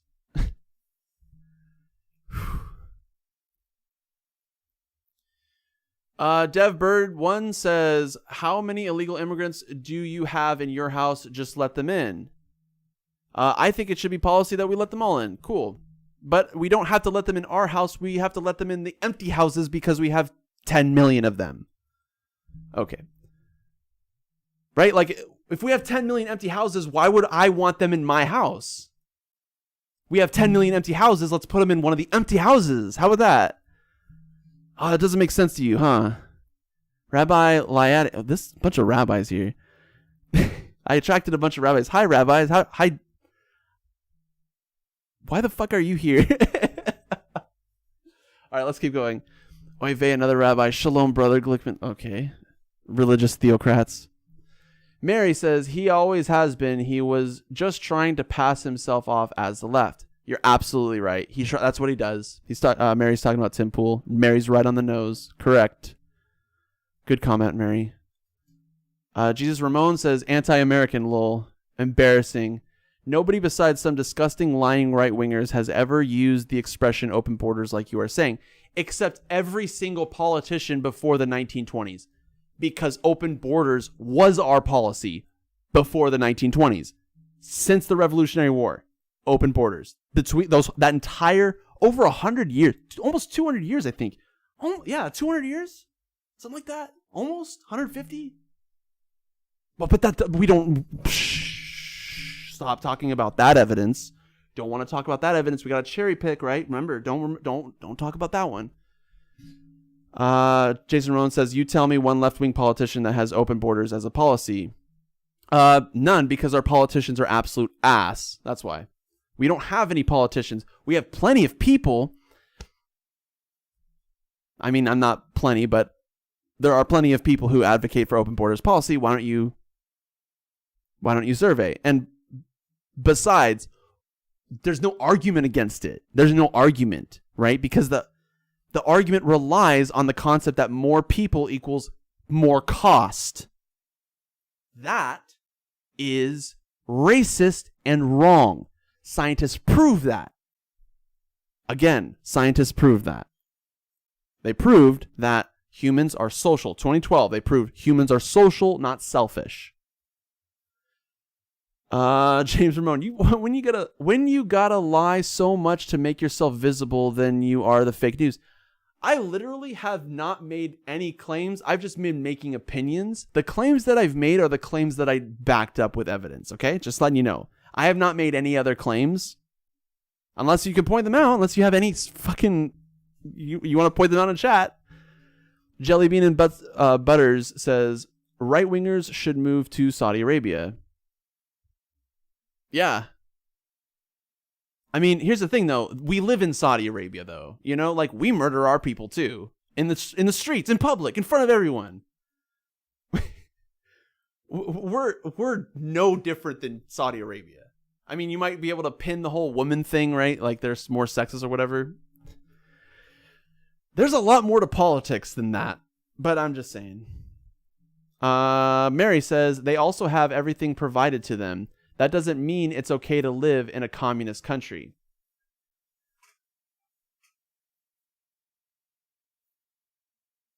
Do you not want your needs met? Do you have something against this quote that you'd like to argue against? Hold on, I'll pull it up for you. Don't worry. I'll pull it up for you so that you can see it. There you go. There you are. So, which of these do you not agree with? Which of these two things do you not agree with? If it might be both. I'll wait. Let's see if we get a response. I don't think I'm gonna get a response. Let's see. I hope I do.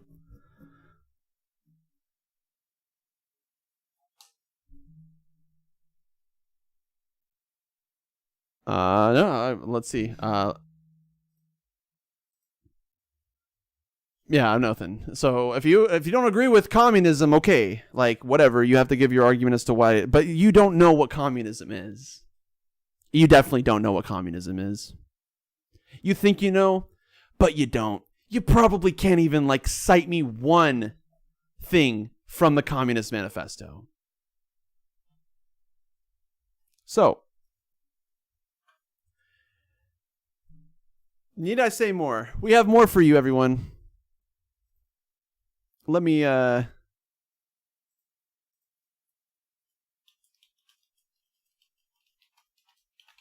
save that real quick. And then we'll go into the next story, because the next story is pretty fun too. I have so much for you all. But I've been broadcasting for a while. It's been 3 hours. Over 3 hours, hasn't it? My goodness, I think I can go up to 8. But I'm not going to do that to you folks. Don't worry. I'll stop at some point because I want to play World of Warcraft Classic, of course. Hell yeah. All right, let's see here. Oh, yes. I know what I was going to do. Good. I need to pull up some resources for you all, and then we can get to it again.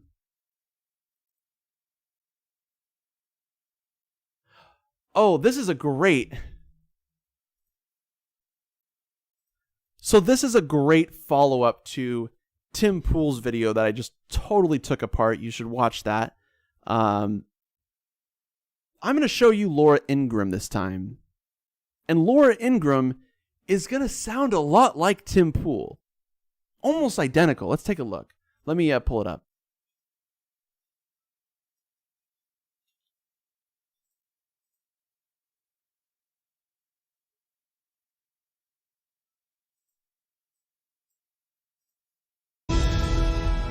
Does that mean that you consider it an actual, genuine emergency?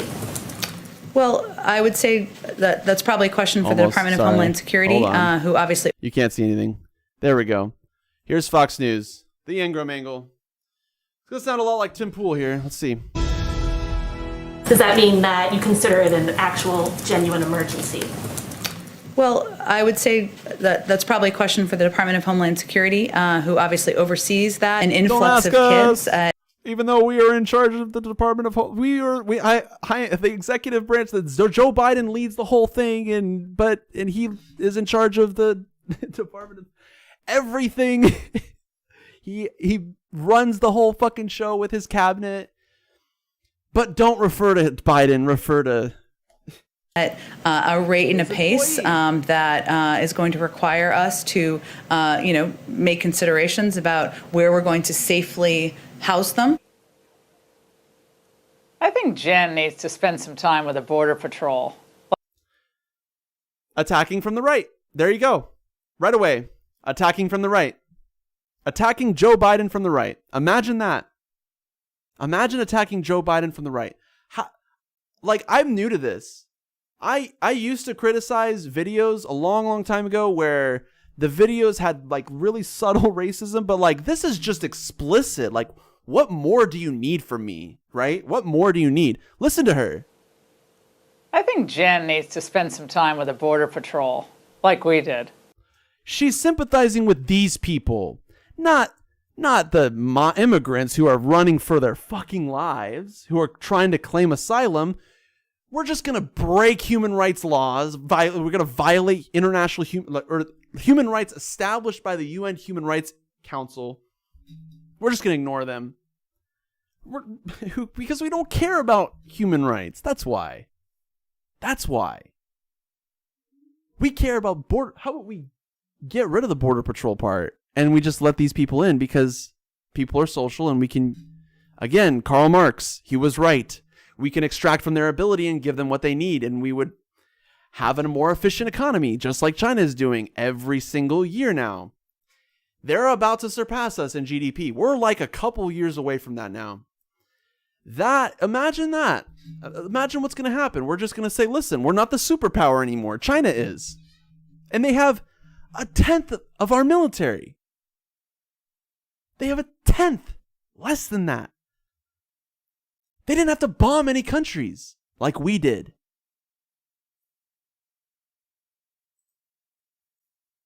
So this is Laura Ingraham being incredibly racist. And Tim Pool makes the same argument that Laura Ingraham makes. And I made that video. You should definitely check that video out. It's great. But again, listen to this. Listen to Laura Ingraham sympathize with Border Patrol in this movie. Well, listen to this. House them? Or in this video. I think Jen needs to spend some time with the Border Patrol, like we did, and live their lives for just a few hours. How about Laura Ingraham? How about you live the migrants' lives? How about the Border Patrol live the migrants' lives? See, which is worse, Border Patrols or migrants? Let's ask Laura Ingraham. Which would you rather do? Would you rather work for the U.S. Border Patrol or be an immigrant that walks hundreds of miles to flee their country from death because they're being hunted? I wonder which one Laura Ingraham would pick there. Because I bet you she'd pick that Border Patrol position because it's probably a little bit safer. And so she's sympathizing with the people who are hurt less. And here's the thing. We don't need this. We don't need it. It's so unnecessary. I don't think those are human beings. Human beings that we're hundreds of human beings that we're saying, go back, get out of here. Open borders they're not problematic. If you're a socialist, if you believe in socialism, you therefore have to agree that socialism is a social philosophy too, amongst the three: political, economic, and social. Social philosophy changes the entire social dynamic. Okay, so socialism isn't just it's not about the economy, stupid. It's also about our social environment, which sucks right now. We're all depressed. And the average life expectancy in China, how's that compared to the US? Ours keeps ticking down. Theirs keeps ticking up. And it's way above ours. They are way ahead of us. Way ahead of us. In every way. they have a firm grasp on anything, including reality. Now, internal documents obtained by Axios showing that during the last week of February, Border Patrol referred an average of 321 migrant kids each day. So you heard Tim Pool make this same talking point, the same exact talking point. Laura Ingraham's arguing against 321 children being per day migrating to the U.S. She has a problem with that. I don't. I have no problem with that. There's no problem with that. What's the problem? Because here's the thing. With each person that comes in the country, there are two things that matters. There's two things that matters that pretty much everyone. Karl Marx said this. Let's say it together. From each their ability, to each their need. Simple. So, if you have ability, give it. If you can work, work. We need to find you a job. That's the most important thing. We're going to guarantee you a job somewhere, and we're going to figure that out based on your ability. We're going to do everything we can to give you exactly what you want to do. That's what we're going to do. That's what the government wants to do. That's communism.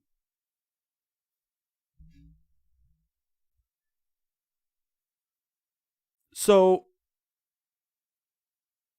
then we say, whatever you need, we're going to give those too. So if you need something like water, food, housing, medical treatment, free speech, whatever, the government's going to give those to you.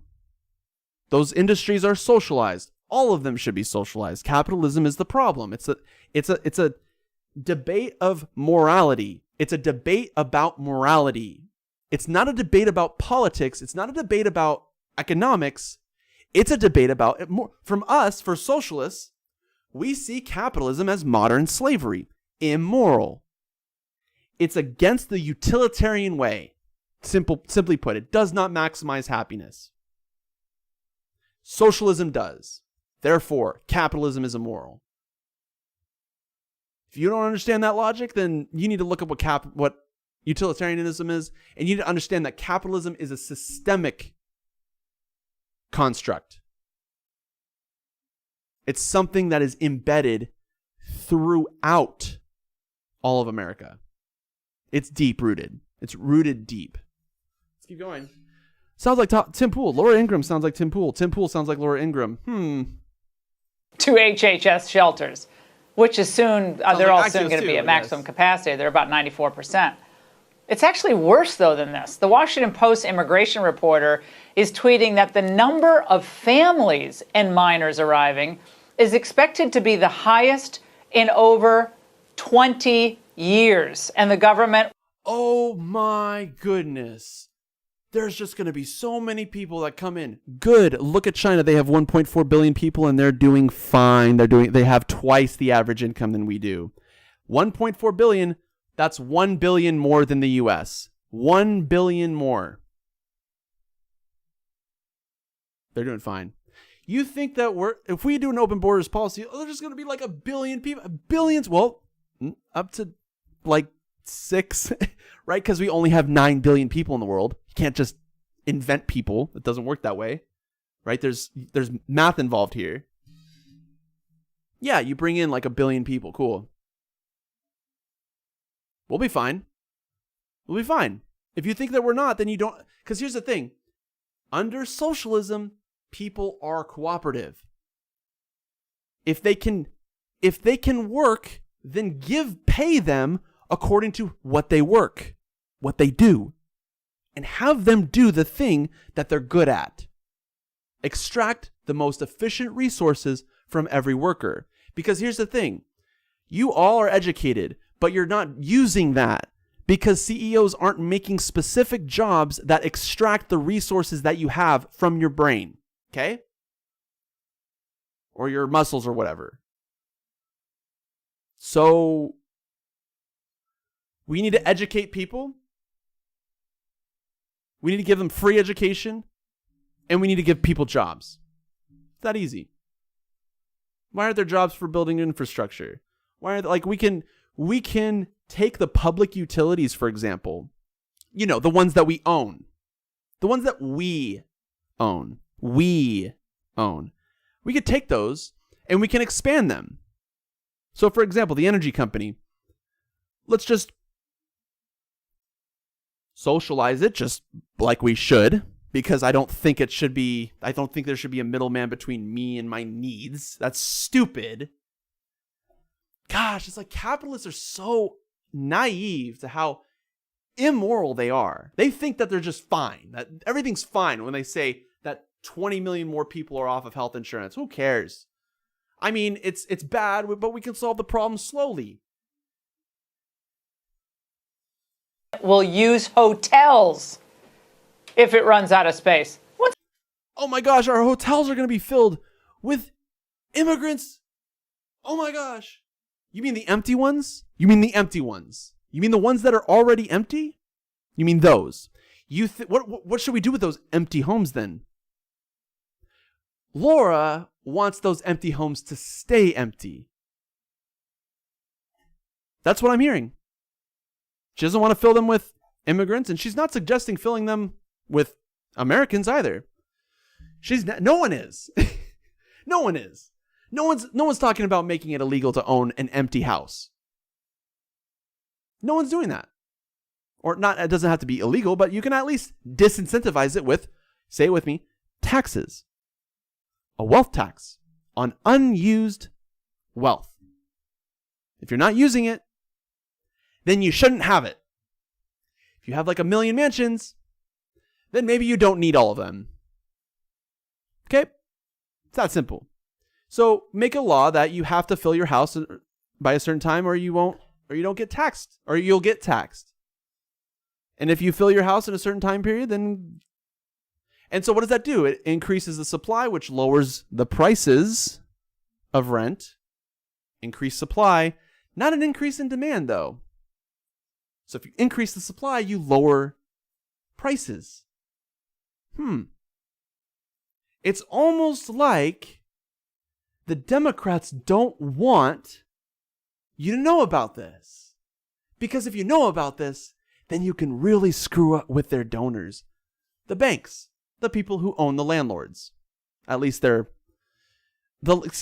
landlords think they own their property. All you like real estate investors out there who think like you own your property, wrong. Your bank does. You're just the middleman between the bank and the apartment, and you're working against the bank. If you can't pay for your mortgage because your renters can't pay their rent, then sorry, you have to give your apartments to the banks.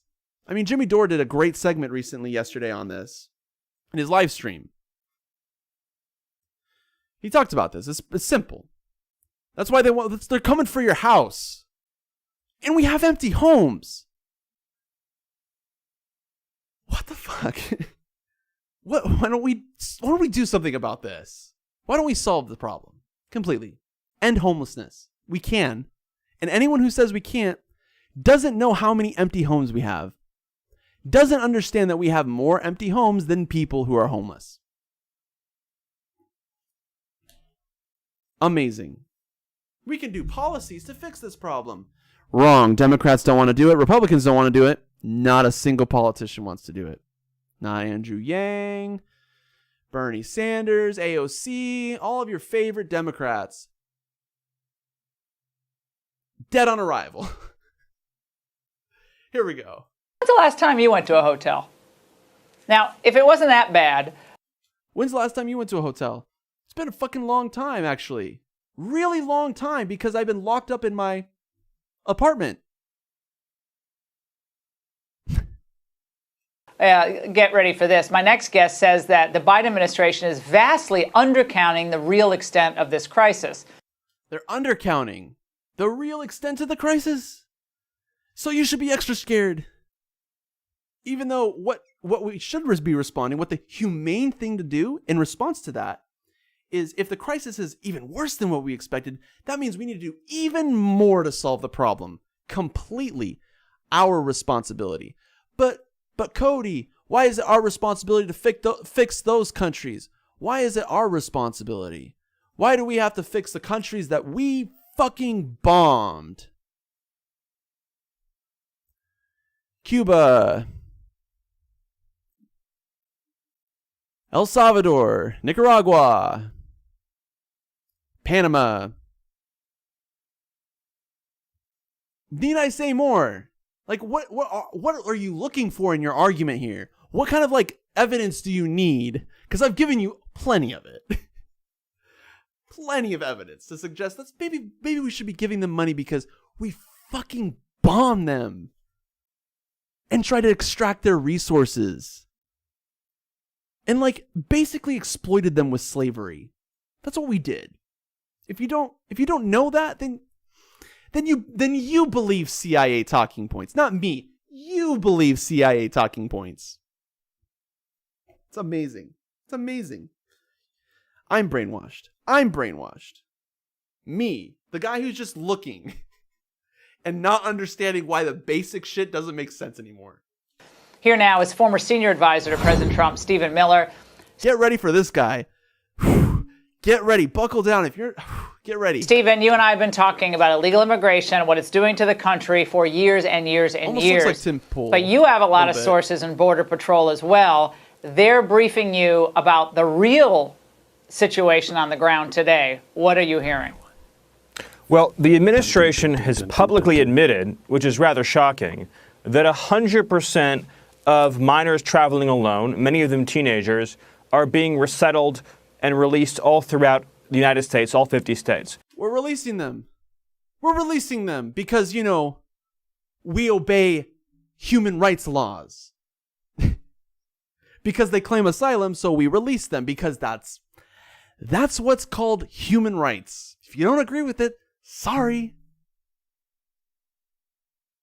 Because here's the thing. if they're running for their fucking lives and they claim asylum, then they get a right to be heard. They get a right, but they're not U.S. citizens. The Constitution still gives them rights. See, what's interesting about the U.S. Constitution is that it gives rights not just to Americans, but to immigrants as well. So people in China have rights in the U.S. Did you know that? Even though they're in China, they have rights in the U.S. They can come here and claim asylum. That's a right. They have that right. If you don't agree with that right, that says a lot about you. But what they're not telling you is that most family units are now also being released too. Oh no, we're releasing families too. We should be releasing all of them because that's called following that's called following through with asylum. If they claim asylum, you give them asylum. And then you give them a court date and everything. You don't hold them in prisons or cages. No other country does that. No other country does that. We have concentration camps in the US. Like, you know how everyone talks about, oh, look at all those Chinese, with their concentration camps, which is true. It's fucked up what they're doing over there. They're like re-educating people. But what does the US do? Like 10 times worse. And that's why we're seeing now 4,000 apprehensions a day. Because word has spread, not just in Central America, but throughout the world, that if you come as a family or as a minor, you're going to be released. That's not being publicly disclosed. Well, it's not being publicly disclosed because if you disclose it publicly, then that's you violating asylum rights, your human rights. And then the UN is going to publicly respond and say, wrong, immigrants get human rights too. Wow, this guy just ignores that part. So while they're saying publicly, oh no, we're still turning away family units, in reality, the majority of family units are now being released into the interior of the country. Good. And a lot of them are going to go into communities that don't have the hospital capacity or the healthcare resources to deal with them. We don't have the resources to help them. The US, the richest country in the world, we can't help them. Who's at fault there? Who to blame? Do you blame the people on their knees there? Or do you believe that it's because of the privatization of healthcare? Like when you go to the hospital, do you have a good experience? Tell me in the live chat, do you have a good experience when you go to the hospital? I don't. Ever. It sucks. They kick me out when it's too early. Every single time. Every single time. It sucks. Now, I don't go on my show and say it's because of those people that were kneeling here. That's why my hospital stay sucked. That's why. Blame them, not the hospitals. See, in America, hospitals are failing. You all know what I'm about to say. We knew the coronavirus was going to get bad, and we did nothing. California literally opened up after they closed down in March. There was a period where California opened up for no reason. And then they closed it back down because it got worse. Of course it did. This country is capitalist to its core. The problem is the system. Not these people on their knees. Not them. The people who traveled hundreds of miles, fleeing for their lives, knowing that if they don't get taken in, they have to go flee all the way back. And then they're going to have to face their murderers. And Tim Pool and Laura Ingraham and this guy, Stephen Miller, totally cool with that. Totally cool with telling them, sorry, you can't come in. Even the kids, even the families, even the kids. And that's going to mean during a pandemic, low-income Americans are going to be denied the healthcare resources that they need. So this Damn, we need healthcare services. We do need healthcare services, Stephen Miller. You're absolutely right. It's those darn people. Yeah, look at those people in the white t-shirts. Biden, please let us in. It's their fault, isn't it, Stephen? It's not capitalism. It's not the system. It's their fault. Imagine saying that. Imagine making that argument in this country. In this country. really exacerbates a public health crisis in addition to a national security crisis. National security crisis. What's the national security crisis, huh? Are they terrorists? Well, the DHS Secretary Mayorkas is a radical. He's blaming the Trump administration, big shock, for the situation unfolding at the border. So this is called fake. This is called what Laura Ingraham is doing there. And Fox News is really smart about this, because keep in mind, this is not Laura Ingram's opinion. This is Fox News, who's paid by the CEO, who's paid by a CEO, who's... It's one opinion, okay? There's only one opinion in mainstream media. If you think Tucker Carlson's any different than Laura Ingraham, you're wrong. They don't make their scripts. Their scripts are made. They're just vehicles for words. Everyone in mainstream media, they're just vehicles for words. That's all they are. Nothing else. Me, I do homework. I have to study and stuff. They just have to read words off of a screen. Now, what they do, what the media does, is they try to make this one-party state that we have seem like a two-party state, as though there's opposing parties. Which is why Trump is running as a Republican. We talked about his censorship and how it's really bizarre as to why he's running as a Republican. We talked about how there's probably a lot of conspiracy theories that are true regarding that speech. I mean, I gave my opinions. You can watch it. I highly recommend it. That's why Fox News is acting right-wing and MSNBC is acting like Democrat supporters, right? It's all fake controversy. The whole fight over 15, fake controversy. You think a $15 minimum wage is going to solve your problems? You're fighting for a $15 minimum wage? Great. That's great. You think that's going to solve your problems? You're naive. You're incredibly naive. If you think that's the best the Democrats can do, and they can't even do it. You know why? Because they're paying not to. $15 minimum wage is like the most obvious duh ever. But, shareholders take precedent. So, there you go. Sorry. Capitalism said so. So the rich get richer.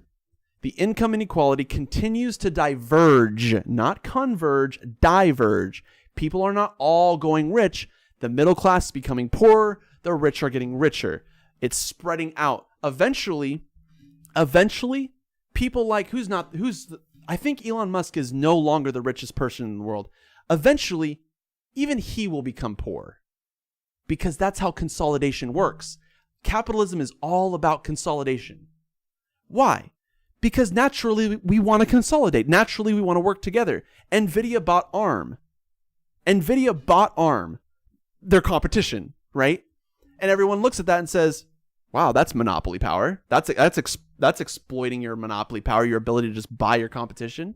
But NVIDIA says, listen, they make computer chips, we make graphics cards, we can work together and create new things. Under socialism, that's okay. Under socialism, that makes a lot of sense. Under socialism, you have natural monopolies, which are good because they're democratically run. They're run by the workers, not the banks. Right now, the banks run everything.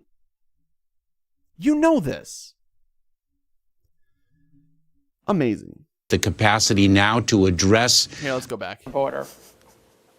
We do not have the capacity now to address the asylum seekers' claims because that system was dismantled in its entirety by the prior administration. We have to address those implications not only for the benefit of the communities in the United States, but for the migrants themselves.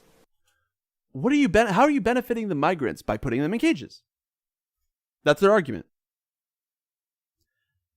Oh, but Tim Pool gave all those excuses, and I went through every single one of them and broke them all apart. You guys can watch that. It's in a different video. They sound the same. Tim Pool DHS Secretary, Stephen Miller, Laura Ingraham, Tucker Carlson. They're all Cenk Uygur even. Sorry, I said it. Cenk Uygur. Mike Figueiredo. Sorry, buddy. Vosh. Sorry. Vosh is a Biden supporter. And by the way, let me say something about Vosh. Because I want to make a correction. Let me go back to this. Actually, let me edit this real quick. There we go.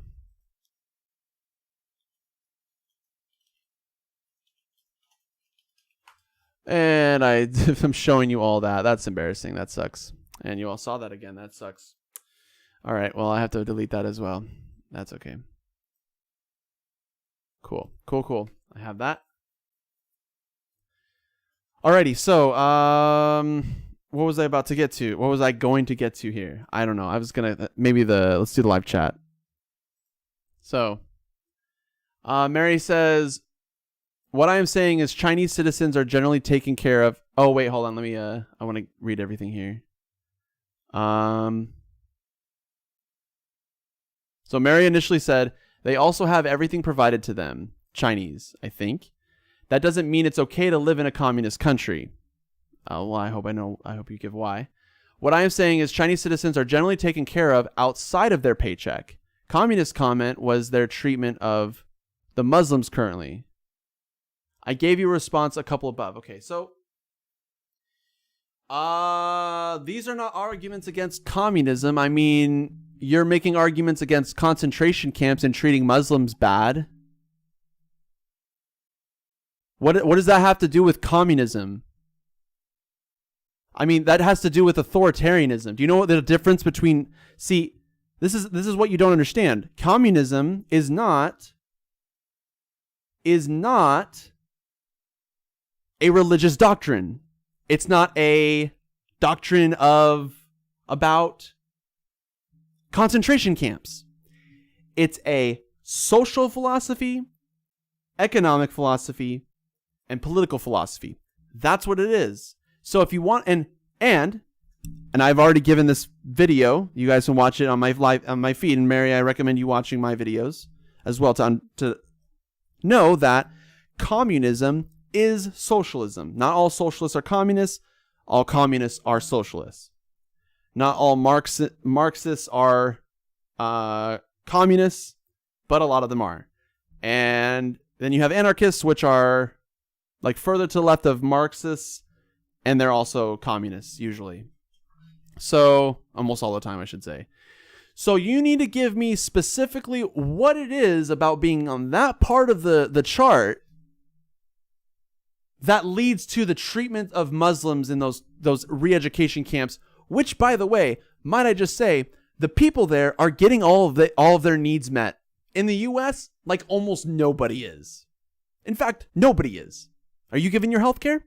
Probably not. Are you giving your food? Probably not. So all those people are given everything that they need. And, therefore, they're happier.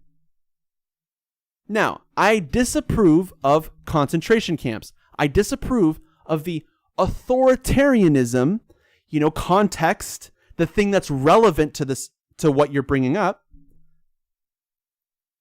I have a problem with what they're doing with their concentration camps, their re-education camps, whatever they want to call it, however they want to fluff it up, right? We have concentration camps too, right? Anyways, Mary says Ingram is a fascist anyways. So is Tim Pool. Tim Pool made the exact same arguments as Laura Ingraham. So that tells you a lot about Tim Pool. He's a fascist. I made a video about that. You should watch it. Thanks, everyone. I will see you sometime soon with... I'll see you tomorrow with like probability 50%, something like that. I'm a math major, so if that's not cool with you, whatever. See you later, everyone.